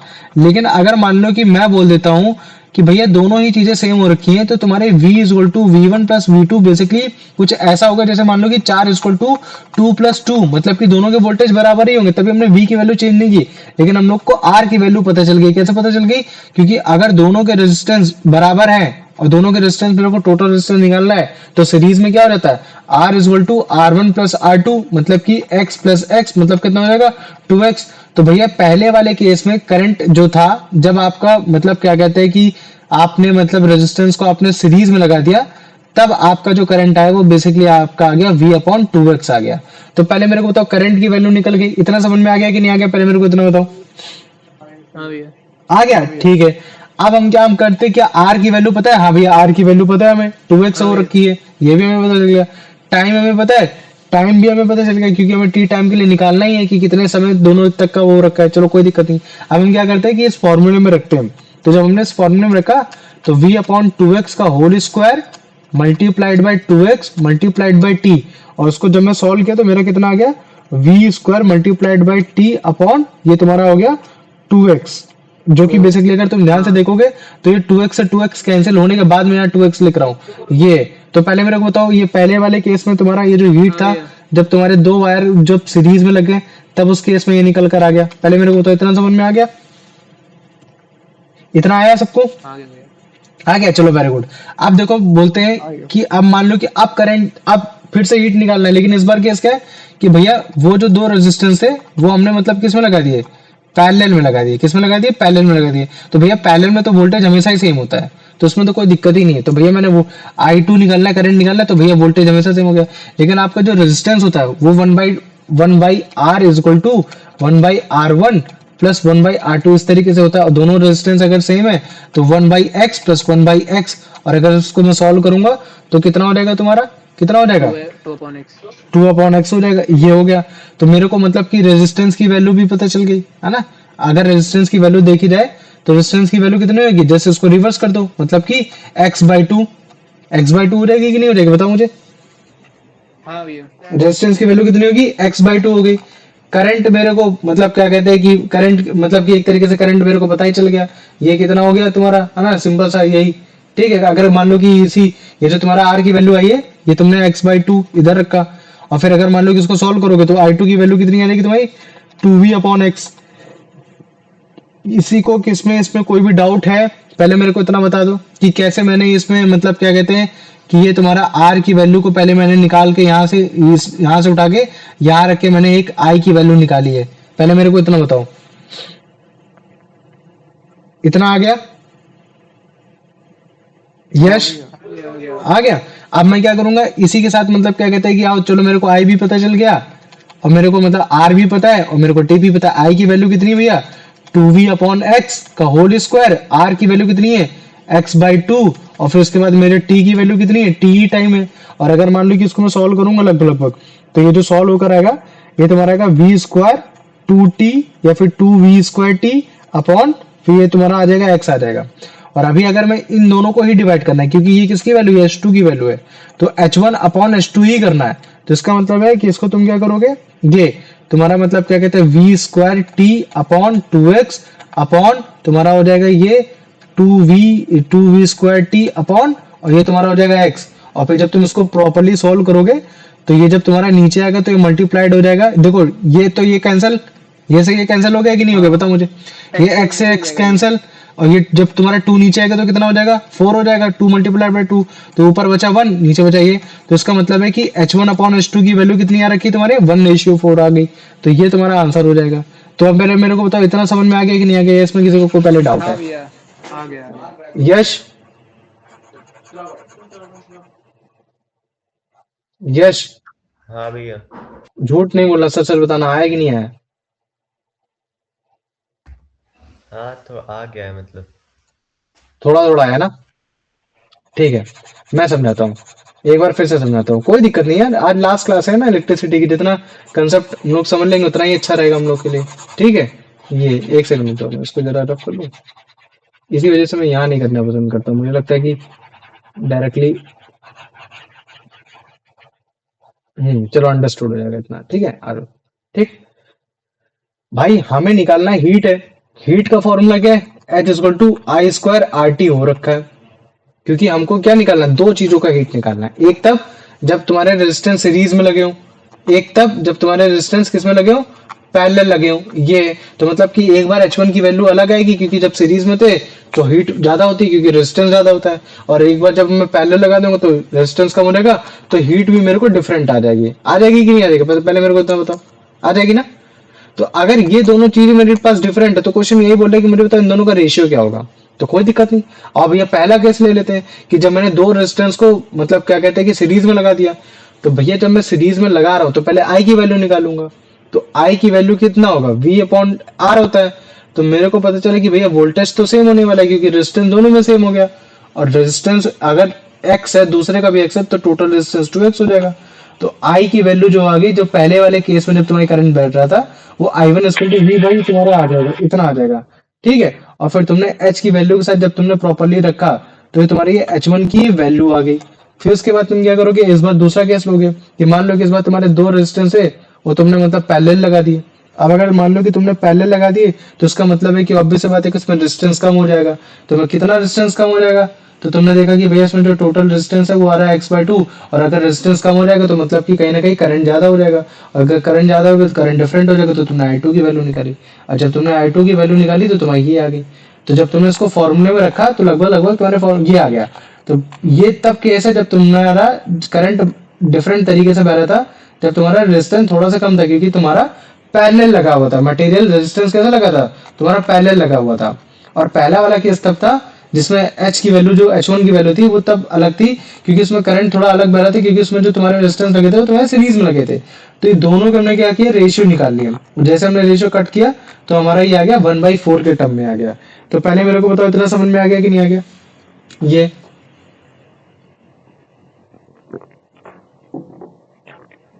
अब आ गया? ये लास्ट वाला कैसे हुआ, ये थोड़ा बताना बस, ये लास्ट में जो H1/H2 करके जो लिखा है ये x1 डिवाइड। अपॉन मतलब ये वाला, दोनों का रेशियो कर दिया। दोनों का रेशियो निकालना है ना, क्वेश्चन में बोल रखा है कि मुझे बताओ कि तुम्हारा रेशियो कितना होगा उनकी हीट के बीच का, जब तुमने दो रेजिस्टेंस को सीरीज में लगा दिया, दो रेजिस्टेंस को तुमने पैरेलल में लगा दिया। ये और पूछ, मैं समझ गया मतलब क्या था। नहीं आया पूछो पूछो, कोई दिक्कत नहीं है।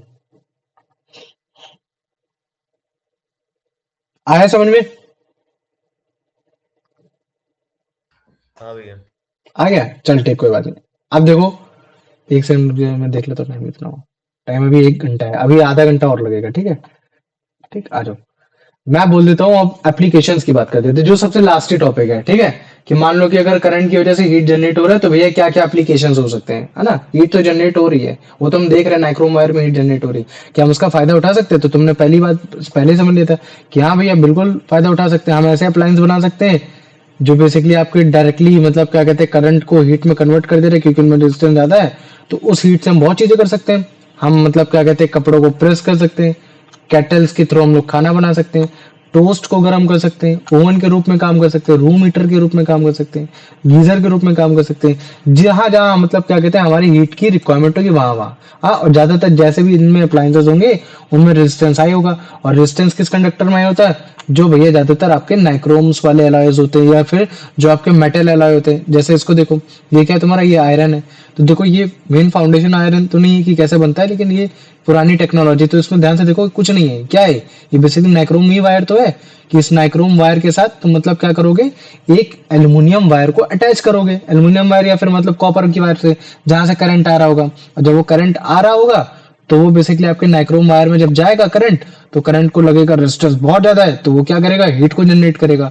और जैसे वो हीट को जनरेट करेगा तो फिर हम लोग उसको अपने अपने रिक्वायरमेंट के अकॉर्डिंगली क्या कर लेंगे, इस्तेमाल कर लेंगे। जैसे यहाँ तुमने आयरन को बना लिया, ये तो तुम बोलोगे कि भैया करंट तो आपका मतलब क्या कहते हैं एल्यूमिनियम वायर में भी बहुत ज्यादा है, या फिर आपके कॉपर वायर में बहुत ज्यादा है, तो वहां हीट क्यों नहीं है? तो ऑब्वियस सी बात है, क्योंकि भैया कॉपर का जो रेजिस्टेंस होता है कम होता है, और जब कॉपर का रेजिस्टेंस कम है तो आपका जो करंट है बड़े आराम से पास हो जा रहा है, तो उसको कुछ लड़ना ही नहीं पड़ रहा रेजिस्टेंस से, और जब लड़ना नहीं पड़ रहा तो आपकी हीट भी नहीं जनरेट हो रही है।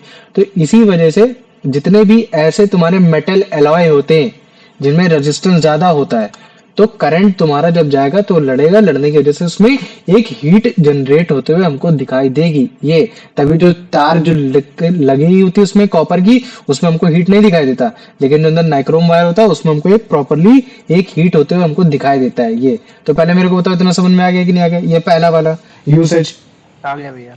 आ गया। अब देखो जो तुम्हारा दूसरा वाला यूसेज ये है कि हम लोग इलेक्ट्रिक करंट में अगर हम लोग हीट कर रहे हैं तो ज्यादातर क्या होता है कि सारा का सारा तुम्हारा हीटिंग में उस पर नहीं जाता, कुछ तो लाइट भी प्रोड्यूस करता है। तो इस बेसिस पे हम लोग इलेक्ट्रिकल लैम्प भी बना सकते हैं। क्या बना सकते हैं? इलेक्ट्रिकल लैम्प भी बना सकते हैं। तो जब भी हम लोग एक इलेक्ट्रिक करंट को एक हाई रेजिस्टेंस जैसे टंगस्टन फिलामेंट जैसे इलेक्ट्रिक बल्ब से पास कराते हैं, तो हम देखते हैं कि उसमें से बहुत ज्यादा मतलब क्या कहते हैं हीट कम लेकिन लाइट बहुत ज्यादा इंड्यूस्ड हो रही होती है। तो ये देखो जैसे तुम्हारा बल्ब है ना, बल्ब के अंदर ये जो तुम छोटी सी वायर देख रहे हो, ये तुम्हारी टंगस्टन की वायर है। इस टंगस्टन की वायर में रेजिस्टेंस बहुत ज्यादा हाई है, तो बहुत ज्यादा हाई है, तो इसकी वजह से क्या है, ये देखो ये तुम्हारा बहुत ज्यादा जल्दी ग्लो करेगा। क्या करेगा? बहुत ज्यादा ग्लो करने की कोशिश करेगा। ये है ना, बहुत ज्यादा लाइट एमिट कर रहा है, हीट तो कर रहा है लेकिन हीट से ज्यादा क्या लाइट एमिट कर रहा है। तो इसका मतलब क्या है कि भैया यहाँ देखो इलेक्ट्रिक करंट को हम लोग इन द फॉर्म ऑफ जो हीटिंग तो दे रहा है लेकिन हीट के साथ लाइट भी दे रहा है, तो मतलब क्या कहते हैं इलेक्ट्रिकल लैम्प बना सकते हैं, ये सारी चीजें कर सकते हैं। तो हमने ये कर लिया है ना। लेकिन अगर तुम ध्यान से देख रहे होगे कि जो टंगस्टन है बहुत ज्यादा मतलब क्या कहते हैं कि जैसे तुम मतलब एयर के कांटेक्ट में लेकर आते हो वैसे तुम्हारा क्या हो जाता है कि तुम्हारा फ्यूज हो जाता है। क्यों?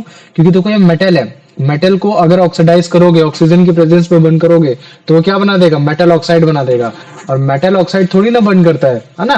तो इसी वजह से जो तुम्हारा टंगस्टन का वायर है जिसका मेल्टिंग पॉइंट 3380 होता है, जब ये जल रहा होता है, जब बल्ब के अंदर जल रहा होता है, तब तक लगभग इसका 2500 डिग्री सेल्सियस ही होता है ना। और 2500 डिग्री सेल्सियस पे ही जल रहा होता है, कोई दिक्कत नहीं होती। क्यों? क्योंकि उस जगह बल्ब के अंदर उस समय तुम्हारे ऑर्गन गैस घुसी हुई होती है, ऑर्गन गैस या फिर कोई भी इनर्ट गैस जो कि बेसिकली ऑक्सीजन को अंदर नहीं आने दे रही है। क्यों? क्योंकि अगर ऑक्सीजन आ जाएगा तो फिलामेंट ऑक्सीडाइज हो जाएगा, तो वो जल के राख हो जाएगा। सीधी बात ये, हमको इस चीज से रोकना है। तभी तुम देखो इस केस को देखो, जैसे मान लो कि तुम्हारा बल्ब है, इस बल्ब को अगर मैं तोड़ू उसका अंदर का फिलामेंट निकालता हूँ, ठीक है, तो फिलामेंट मतलब टंगस्टन वायर, और अगर मैंने इसका टंगस्टन वायर निकाला और फिर अगर मान लो कि इसको मैं इलेक्ट्रिकल बल्ब से डालूंगा, तो भैया एयर के कांटेक्ट में है, थोड़ी देर चलेगा, जस्ट उसके बाद क्या हो जाएगा? फ्यूज हो गया, खराब हो गया। क्यों? क्योंकि ये ऑक्सीडाइज हो गया, मेटल ऑक्साइड में कन्वर्ट हो गया, है ना।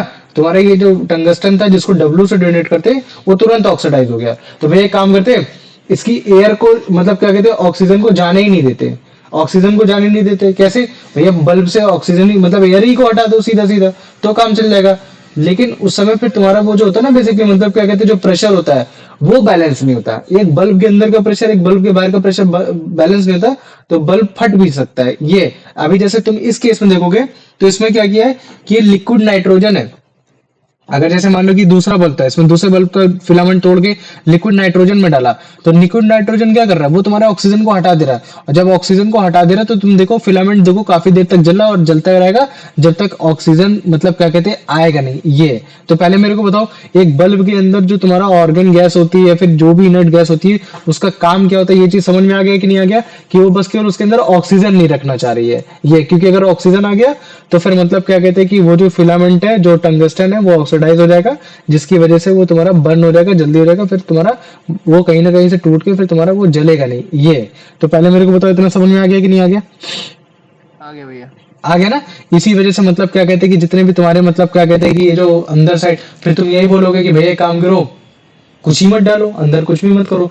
तो अगर तुम कुछ भी नहीं डालोगे ना तो क्या होगा? तुम्हें मालूम है कि जो तुम्हारा प्रेशर होता है हमेशा हायर प्रेशर से लोअर प्रेशर की तरफ आने की कोशिश करता है, हमेशा आने की कोशिश करेगा। तो तुम सोचो कि अगर तुम इस तरीके से अगर मान लो कि अगर वो कर दोगे, इसके अंदर तुम प्रेशर लो कर दोगे, क्यों? क्योंकि तुमने सारी एयर को बाहर हटा दिया, तो एयर अंदर आने की कोशिश करेगा। तो फिर क्या होगा कि अगर जैसे तुम और अंडरग्राउंड वो जगह वाली जगह काम करोगे या इस तरीके से काम करोगे तो ये फट जाएंगे बल्ब, है ना, फट जाएंगे। इसी वजह से मतलब क्या होता है कि इसके अंदर तुम्हारा थोड़ा सा कोई ना कोई फॉर्म में तुम्हारी मतलब क्या कहते हैं कि इसका प्रेशर बैलेंस करने के लिए एयर दिया जाता है। तो अब लेकिन वो एयर नहीं देंगे जो तुम्हारे इस फिलामेंट टंगस्टन को क्या करते हैं, ऑक्सीडाइज करते हैं। उसके बदले हम कोई ऐसा एयर दे देंगे जो रिएक्ट ही नहीं करता है। तो हमें पता भैया आपके जितने भी नोबल गैस है वो रिएक्ट नहीं करते। तो अगर आप नियॉन, ऑर्गन, क्रिप्टॉन, ज़ेनॉन जो भी आपको सबसे इजीली अवेलेबल हो जाएगा वो अगर आप डालोगे तो आपका मतलब क्या कहते हैं कोई दिक्कत नहीं होगी। तभी तुमने देखा होगा कि एक हीलियम बल्ब आता है, एक नियॉन बल्ब नाम से आता है, helium bulb, neon bulb, organ bulb. ये ऑर्गन बल्ब, नियॉन बल्ब, इन सब का मतलब क्या है कि वो बेसिकली आपके बल्ब के अंदर पाए जा रहे हैं जो कि आपके उस फिलामेंट को सेव कर रहे हैं। क्या कर रहे हैं, सेव कर रहे हैं कि ताकि वो तुम्हारा मेटल ऑक्साइड में कन्वर्ट होकर वो फ्यूज ना हो, ये चीज खराब ना हो, है ना। और यहाँ हम क्या देख रहे हैं कि टंगस्टन जो है वो तुम्हारा हीट की वजह से, ज्यादा हीट की वजह से तुम्हारा लाइट एमिट कर रहा है, हीट भी एमिट कर रहा है लेकिन लाइट ज्यादा एमिट कर रहा है, जिसकी वजह से हम लोग एज अ हीटिंग इफेक्ट को हम लोग in the form of electrical lamps भी इस्तेमाल कर सकते हैं। ये तो पहले मेरे को बताओ, इतना समझ में आ गया? अब इसमें किसी को कोई डाउट है? आ गया, चलो वेरी गुड। तो देखो ये है ना, इसमें तुम्हारा ये तुम्हारा मतलब क्या कहते हैं, ये नाइक्रोम एलिमेंट जब मैंने प्रेस में लगाया तो तुमने इसमें बताया कि देखो इलेक्ट्रिकल आयरन जो है वो आपका heating effect of electric current पे काम करता है। जब इसमें आपका करंट पास होता है तो यही नाइक्रोम वायर आपका रेड हॉट हो जाता है, जिसकी वजह से जो नीचे जो आपकी मेटल प्लेट है वो भी हॉट हो जाती है। तो फिर आपका कपड़ा बड़े आराम से प्रेस हो जाता है। लेकिन आपकी कॉपर वायर आपकी हॉट नहीं होती, क्यों? क्योंकि भैया इसमें रेजिस्टेंस कम होता है। ठीक वैसे ही आपका इलेक्ट्रिकल बल्ब हो गया। अगर आप इलेक्ट्रिकल बल्ब को देखो तो क्या बोलोगे, भैया इलेक्ट्रिकल बल्ब भी आपका heating effect of electric current पे बेस्ड होता है। जब इसमें इलेक्ट्रिक करंट पास होता है तो जिसके अंदर का ये जो फिलामेंट है जो कि बेसिकली आपका टंगस्टन का बना हुआ है, ज्यादा रेजिस्टेंस होने की वजह से ये काफी तेज ग्लो करता है, हीट भी देता है, लाइट भी देता है। तो ऐसी हीट और लाइट को हम लोग सेव कर लेते हैं, है ना। और फिर ऑर्गन और नाइट्रोजन की हेल्प से ये ताकि रिएक्ट न करे ऑक्सीजन के अलावा, तो फिर उसके बाद फिर बड़े आराम से सेव रहेगा। लेकिन अगर आप ध्यान से देखोगे तो भैया ये जो आपका एक हो रखा है एनोड रीजन और कैथोड रीजन, या फिर जो भी एक आपकी ये जो वायर हो रखी है ना, बेसिकली जो आपकी वायर हो रखी है, इसमें इतना ज्यादा ग्लो नहीं आ रहा है। क्यों? क्योंकि भैया इनमें जो रेजिस्टेंस हो रखा है वो बहुत ज्यादा कम हो रखा है। ये तो हमने 3 यूजेस पढ़ दिए। पहला यूजेस कि कैसे हम लोग हीटिंग अप्लायंस भी यूज कर सकते हैं। दूसरा यूजेस कैसे हम लोग बेसिकली मतलब क्या कहते हैं कि ये तुम्हारे एक इलेक्ट्रिकल लैंप्स में भी इनको कन्वर्ट करके इस्तेमाल किया जा सकता है। ये तो पहले मेरे को बताओ, इतना समझ में आ गया कि नहीं आ गया? इतना आ गया? आ गया, ठीक है। अब देखो इसी heating effect of electric current का हम लोग तीसरा यूज कर सकते हैं, फ्यूज बनाने में कर सकते हैं, है ना। फ्यूज बेसिकली एक ऐसी चीज होती है जो तुम्हारे घर के हाउस होल्ड वायरिंग्स को, इलेक्ट्रिकल अप्लायंस को बचाती है, प्रोटेक्ट करती है। कैसे प्रोटेक्ट करती है? ठीक वैसे ही प्रोटेक्ट करती है जैसे तुम्हारा टंगस्टन एक तरीके से जल के करता है। तो वो कैसे करता है वो मैं तुमको बताता हूँ। देखो जो तुम्हारा फ्यूज होगा वो एकदम मतलब क्या कहते हैं कि एकदम वो बेसिकली एक तार ही होगा, जैसे टंगस्टन का तार होता था वैसे ही मान लो कि एक तार है। जब उसका जो उसकी खासियत क्या है कि उसका मेल्टिंग पॉइंट बड़ा कम हो रखा है, लो हो रखा है, लेकिन रेजिस्टेंस क्या हो रखा है, बहुत ज्यादा हाई हो रखा है, बहुत ज्यादा हाई हो रखा है। तो इसका मतलब क्या है कि अगर जरूरत से ज्यादा अगर रेजिस्टेंस तुम्हारा हाई है फिर भी करंट मतलब क्या कहते हैं अंदर जा रहा है, ज्यादा तेज जा रहा है, एक लिमिट है कि करंट इतना जाएगा तो हायर रेजिस्टेंस में उतनी हीट को जनरेट करेगा, कोई दिक्कत नहीं, तब तक आपका वो जो मतलब क्या कहते हैं जो वायर है वो मेल्ट नहीं करेगा। लेकिन बोलता हूँ कि करंट ज्यादा तेज आ गया, करंट ज्यादा तेज आ गया तो रेजिस्टेंस ज्यादा तेज है, रेजिस्टेंस ज्यादा तेज है तो मतलब हीट ज्यादा जनरेट होगी, और अगर हीट ज्यादा जनरेट होगी तो मेल्ट भी जल्दी हो जाएगा क्योंकि मेल्टिंग पॉइंट कम है। तो ये तार क्या ब्रेक हो जाएगा, जैसे तार ब्रेक हो जाएगी वैसे क्या हो जाएगा कि आपका इलेक्ट्रिसिटी आगे नहीं बढ़ेगा। तो इस तरीके से तुम्हारा मतलब क्या कहते हैं कि हम लोग उसको बचाते हैं, सारे अप्लायंसेस को बचाते हैं। तो जैसे ये देखो है ना, ये भी क्या लेड और टीन कॉपर इन सब की मदद से मतलब क्या कहते हैं कि हम लोग बनाते हैं कि हाँ इलेक्ट्रिसिटी भी पास हो जाए कॉपर की मदद से, लेकिन जो तुम्हारा टीन और लेड है ये सब इनकी हायर रेजिस्टिविटी भी हो जाए और इनका मेल्टिंग पॉइंट भी कम हो। तो जब हमने इलेक्ट्रिसिटी पास कराई तो इलेक्ट्रिसिटी जल रही थी, लेकिन देखा कि करंट ज्यादा तेज हो रहा है, ये ज्यादा तेज हो रहा है तो रेजिस्टेंस इसमें ज्यादा तेज हुआ, ये तुम्हारा हीट हुआ, हीट होकर क्या हो गया तुम्हारा मेल्ट हो गया। तो इस तरीके से तुम्हारे जितने भी हाउस होल्ड इलेक्ट्रिक सर्किट्स होते हैं, जब भी उसमें किसी कारण से किसी भी रीजन से करंट हाई होता है तो जो फ्यूज उसके अंदर का होता है वो मेल्ट कर जाता है क्योंकि रेजिस्टेंस बहुत ज्यादा हाई होता है। रेजिस्टेंस हाई होने की वजह से तुम्हारा हीट जनरेट होता है, हीट जनरेट होते ही तुम्हारी जैसे वायर ब्रेक होती है, तो जो वायर ब्रेक हो गई तो फिर अंदर जो करंट जा रहा था वो भी क्या हो जाएगा, ब्रेक हो जाएगा। तो जिसकी वजह से सर्किट कंप्लीट नहीं होगा, तो तुम्हारे जितने भी अप्लायंसेस हैं या फिर जो भी चीजें हैं वो सारी की सारी तुम्हारी सेफ हो जाएंगी, है ना। बताओ पहले मेरे को, इतना समझ में आ गया कि नहीं आ गया? आगे भैया। आ गया ना। अब ये जो इलेक्ट्रिकल फ्यूज है डिफरेंट डिफरेंट तरीके से घर में डिफरेंट डिफरेंट तरीके से पाए जाते हैं। जैसे ये जो हमने देखा था वो तुम्हारा मतलब क्या कहते हैं कि एक अप्लायंस जैसे फ्यूज होते हैं। हो सकता है घर में इलेक्ट्रिसिटी बचाने के लिए भी इस्तेमाल किए जाते हो या हो सकता है कि तुम्हारे कोई अप्लायंस को भी बचाने के लिए इस्तेमाल किए जा सकते हो। तो फ्यूज अप्लायंस के भी अंदर लगे रहते हैं घर के अंदर भी लगे रहते हैं घर में इलेक्ट्रिसिटी को अंदर जाने के लिए। तो ये क्या है जैसे तुमने ये देखो ये तुम्हारे पुराने जमाने का एमसीबी हो रखा है ना। तो इसमें देखो जैसे तुम्हारी ये तार है इस तार को ऐसे लगाया है तो जब इसमें इलेक्ट्रिसिटी बहुत ज्यादा तेज जाएगी तो ये क्या हो जाएगा भाई ये बंद होकर चल टूट जाएगा। तो जैसे ही बंद होकर टूट गया तो इसका मतलब क्या है कि भैया अब इलेक्ट्रिसिटी जा ही नहीं पाएगी। जब इलेक्ट्रिसिटी नहीं जा पाएगी तो इसका मतलब क्या है कि ऑब्वियस सी बात है कि फिर आपका जो अंदर के जितने भी सर्किट है वो आपके सेफ हो गए। ये अब जैसे मान लो कि मैं आयरन की बात कर देता हूँ तो आयरन में फ्यूज कहाँ से पाया जा रहा है। तो जब भी तुम उसको खोलोगे तो इसके अंदर एक थर्मल फ्यूज कवर होता है ना। इसके अंदर तुम्हारा ऑलरेडी बताया जाता है कि 216 डिग्री तक ये तुम्हारा मतलब तुम्हारा टेम्परेचर सह सकता है। और इसके अंदर एक छोटा सा मतलब क्या कहते हैं कि एक जैसे मान लो कि ये जो तुम देख रहे हो ना ये जो नीले रंग का दिखाया जा रहा है ना फ्यूजिबल पैलेट। जब हीट ज्यादा जनरेट होगी बहुत ज्यादा हद से ज्यादा तो ये पिघल जाएगा। अगर कम जनरेट हुई तो कोई दिक्कत नहीं। अगर जैसे पिघल जाएगा तो तुम देख रहे हो कि अब इसके साथ टच में नहीं है। अब टच नहीं है तो इसका मतलब क्या है कि फिर तुम्हारा फिर जो उसका मतलब क्या कहते हैं इलेक्ट्रिसिटी पास नहीं होगी। इलेक्ट्रिसिटी पास नहीं होगी तो फिर तुम्हारा मतलब क्या होगा कि तुम्हारा जो इलेक्ट्रिक आयरन है वो तुम्हारा सेफ रह जाएगा। ये तो तुम देख रहे हो कि कैसे घर के रूप में तुम्हारा मतलब क्या कहते हैं कि तुम्हारा ये जो तुम्हारा काम कर रहा है फ्यूज काम कर रहा है तुम्हारा मतलब क्या कहते हैं प्रेस के अंदर काम कर रहा है। आज के टाइम में हम लोग एमसीबीज का इस्तेमाल करते हैं। किसका इस्तेमाल करते हैं एमसीबी का इस्तेमाल करते हैं है ना जनरली। तो एमसीबी को कुछ भी वो भी कुछ ऐसा ही वर्क करता है। ठीक है वो भी क्या करता है कि तुम्हारे सर्किट को ब्रेक करने की कोशिश करता है और वो सर्किट को break with the help of a solenoid की हेल्प से करने की कोशिश करता है। ये जो इसके अंदर का जो तुमने अभी सोलेनाइड देखा था ना जैसे अभी मान लो कि इसको मैं तुमको दिखाता हूँ है ना। ये सोलोनाइड ये जो था ये सोलोनाइड क्या करता है ये टंग्स को नीचे या ऊपर नीचे करता है। अभी तुम्हारा magnetic effect of electric current में तुमको सिखाऊंगा। तो जब ये नीचे जैसे उस चीज को पुश करता है तो बेसिकली क्या होता है कि तुम्हारा ये सर्किट देखो ब्रेक हो गया और जैसे ही तुम्हारा सर्किट ब्रेक हो जाता है वैसे ही तुम्हारा ये ऑफ हो जाता है। ये तो इस तरीके से तुम्हारा ये एमसीबी वर्क करता है जो कि एक तरीके का फ्यूज ही कहलाता है और कुछ नहीं। और ये पुराने जमाने वाला टाइप का ये कि इसमें अगर जैसे मान लो कि तार लगाया ऐसे किया तो अगर जब तक वो ब्रेक नहीं हो रहा तब तक सर्किट पास हो रहा है तब तक करंट जा रहा है तब तक नहीं जा रहा है। ये तो पहले मेरे को बताओ आज का जो भी मैंने टॉपिक पढ़ा है उसमें किसी को कोई डाउट है किसी को कुछ भी हाँ नहीं भैया। नहीं। आ जाओ अब इसका आंसर बताओ यश।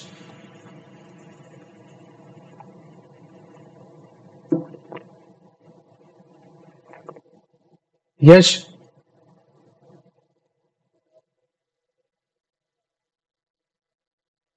नहीं है। यान तुम बताओ मुझे heating effect of current mainly किस तरीके के अप्लायंस में यूज होता है। इलेक्ट्रिक फैन में इलेक्ट्रिकल हीटिंग अप्लायंस में इलेक्ट्रिक मोटर में इलेक्ट्रिक जनरेटर में। भैया बी वाला। बी वाला वेरी गुड। आ जाओ अब कार्तिक इसका आंसर बताओ। The heating coils in electrical appliances are usually made of nichrome. Nichrome Nichrome. Wires है ना ये हो गया। आ जाओ वेरी गुड। इसका आंसर बता दो यार कि जो नाइक्रोम वायर होते हैं उनको हीटिंग एलिमेंट क्यों बोला जाता है। क्यों क्योंकि उनका रेजिस्टेंस कम होता है रेजिस्टेंस हाई होता है क्योंकि वो भैया गुड कंडक्टर ऑफ इलेक्ट्रिसिटी होते हैं क्योंकि भैया वो बहुत चीप होते हैं। बताओ। भैया सी वाला। सी हो रहा है ना वेरी गुड। आ जाओ अब इसका आंसर बताओ सी। Kartik. Why is negligible heat produced in the connecting copper wires of heating appliances? Copper has high resistivity, copper has low. हाँ भैया copper has low resistance. Good. आ जाओ अब इसका आंसर बता दो यार जो जनरली तुम्हारे जो इतने भी इलेक्ट्रिकल अप्लायंस होते हैं है ना। जैसे मान लो कि मैं नाइक्रोम वायर की बात कर देता हूँ तो जब वो हॉट होते हैं तो लगभग कितने डिग्री सेल्सियस तक हो सकते हैं 900 डिग्री सेल्सियस। अगला तुम क्वेश्चन बताओ ये जैसे मान लो कि एक इलेक्ट्रिकल बल्ब है उसमें मतलब क्या कहते हैं कि जब तुम्हारा जब इलेक्ट्रिसिटी पास होगी तो जो टंगस्टन है वो तुम्हारा एक लाइट प्रोड्यूस करेगा है ना। तो लाइट बेसिकली किस तरीके की कोल्ड होगी स्लाइटली वार्म होगी या वाइट हॉट होगी या तुम्हारी मेल्टेड होगी। Slightly warm. स्लाइटली वार्म नहीं। हाँ स्लाइटली वार्म भी बोल सकते हो या वाइट हॉट भी बोल सकते हो दोनों बात बराबर ही है। ठीक है आ जाओ अब इसका आंसर बताओ। Tungsten is used as a filament material because it has low melting point, very high melting point, low resistance, very high melting point. Very high melting point good. आ जाओ अब इसका बताओ आंसर यान कि जितने भी इलेक्ट्रिकल बल्ब्स होते हैं उनके अंदर तुम लोग ऑर्गन और नाइट्रोजन को क्यों भरते हैं कि ताकि रेजिस्टेंस बढ़ जाए ताकि करंट रिड्यूस हो जाए ताकि तुम्हारा ऑक्सीडेशन ना हो और फिलामेंट की लाइफ इंक्रीज हो पाए और तुम्हारा ताकि बल्ब जो लाइटर हो जाए। भैया सी वाला। पढ़। नहीं, रुको रुको। नहीं नहीं, आंसर पढ़। वेरी हाई मेल्टिंग पॉइंट नहीं होगा, मतलब 7 का वेरी हाई मेल्टिंग पॉइंट और 8 का सी वाला present oxidation and increasing filament life. Good, आ जाओ अब इसका आंसर बताओ, कर देंगे। Why are filament type electric bulbs not power efficient? Most energy is converted into sound. Most energy is converted into mechanical energy. Most energy is converted into heat energy. Heat and only a little into light. सी वाला भैया। C वाला, very good, आ जाओ। अब इसका answer बता दो बेटा यान, कि जो फ्यूज होता है वो तुम्हारे इलेक्ट्रिकल अप्लायंस को प्रोटेक्ट करता है, कैसे? करंट को बढ़ाकर, वोल्टेज को डिक्रीज कर कर, या फिर तुम्हारे सर्किट में अपने आप को ब्रेक कर कर, जब अगर करंट बहुत ज्यादा एक्सेसिव हो, या फिर डी ऑप्शन की रेजिस्टेंस को परमानेंटली बढ़ाकर।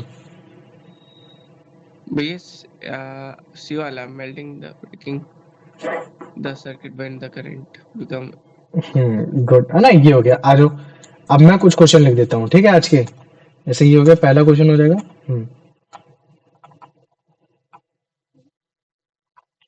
What are the 3 effects seen when current pass through the conductor? तो तुम बताओगे इसमें हीटिंग दिखता है अभी, या मैग्नेटिक दिखता है, केमिकल इफेक्ट दिखता है ना, ये तो तुम्हारा 2 मार्क्स का है बस। Question number 2, what do you mean by heating effect of electric current? Does all appliance produced heat when current when same current passes through the conductor? When same current passes through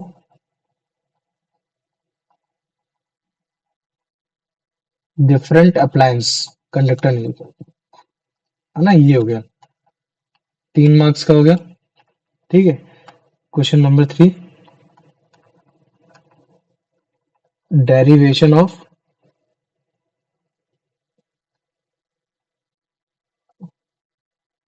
heating effect of electric current. ये हो गया तुम्हारा 2 marks का,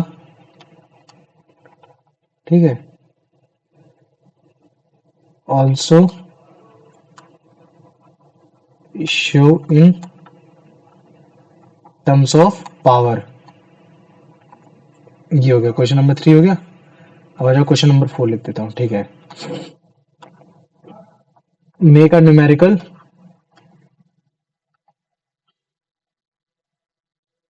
based on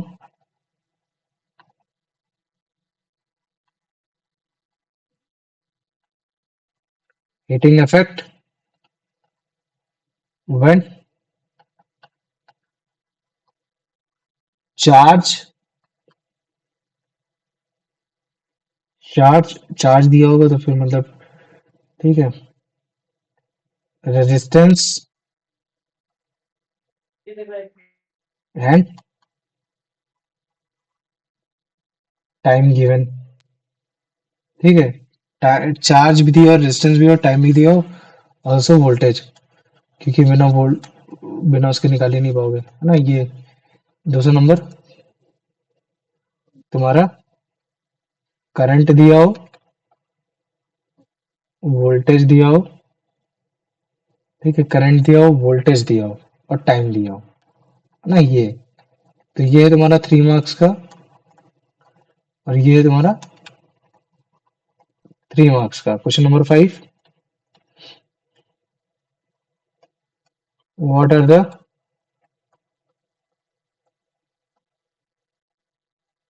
two application of heating of electric current, heating effect of electric current है, ठीक है। Heating, अच्छे से लिखो भाई, ठीक है। हीटिंग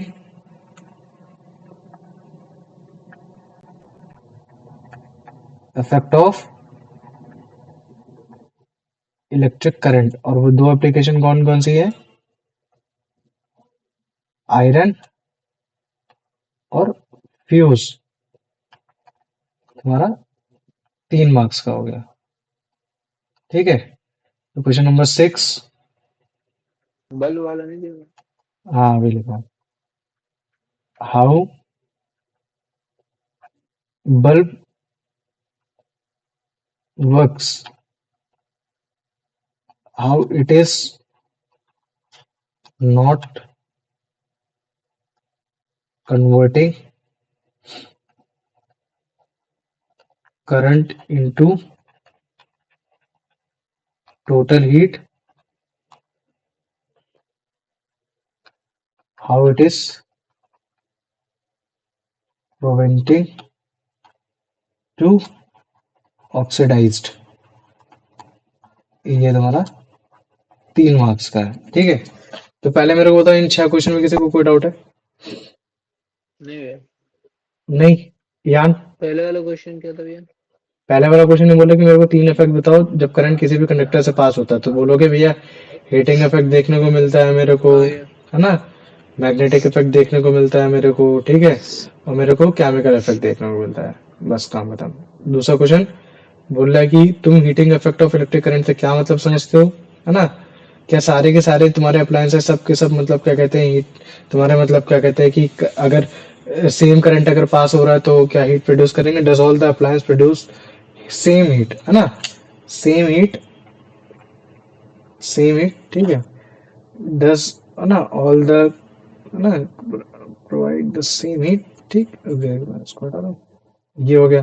तो तुम बताओगे नहीं, है ना, केवल उन्हीं में होगा जिनमें रेजिस्टेंस बहुत ज्यादा होगा, ये सारे फंडामेंटल बताओगे, ठीक है। फिर क्वेश्चन नंबर 3 बोल रहा है कि डेरिवेशन दो, जो आई, वो जो H equal to I square R T होता है, और जो तुम्हारा मतलब क्या कहते हैं कि आई वो E equal to P into T, है ना, ये कैसे है उसके बारे में बताओ। तीसरा क्वेश्चन ये बोल रहा है कि एक न्यूमेरिकल बनाओ heating effect of electric current का जब तुम्हारे पास चार्ज, रेजिस्टेंस और टाइम दे रखा हो, वोल्टेज दे रखा हो। तीसरे केस में जब तुम्हारे करंट, वोल्टेज और टाइम दे रखा हो। ये दूसरा, पांचवा क्वेश्चन ये है कि दो एप्लीकेशन बताओ मुझे heating effect of electric current के, खासकर वो दो एप्लीकेशन आयरन से बेस्ड हो और तुम्हारे मतलब क्या कहते हैं उसमें बेस्ड हो, तुम्हारे मतलब क्या कहते हैं फ्यूज से बेस्ड हो। और क्वेश्चन नंबर 6 ये है कि बल्ब कैसे काम करता है ना, कैसे ये तुम्हारे मतलब क्या कहते हैं कि एक तुम्हारे टोटल हीट को कन्वर्ट नहीं करता, उसका रीजनिंग देता है, और तुम्हारा मतलब क्या कहते हैं इसको कैसे हम लोग प्रिवेंट करने से रोक सकते हैं। ये तो पहले मेरे को बताओ इतना समझ में आ गया कि नहीं आ गया? ये 6 क्वेश्चन, 1 2 3 4 5 6, बताओ आ गया? आ गया भैया, आ गया। ठीक है।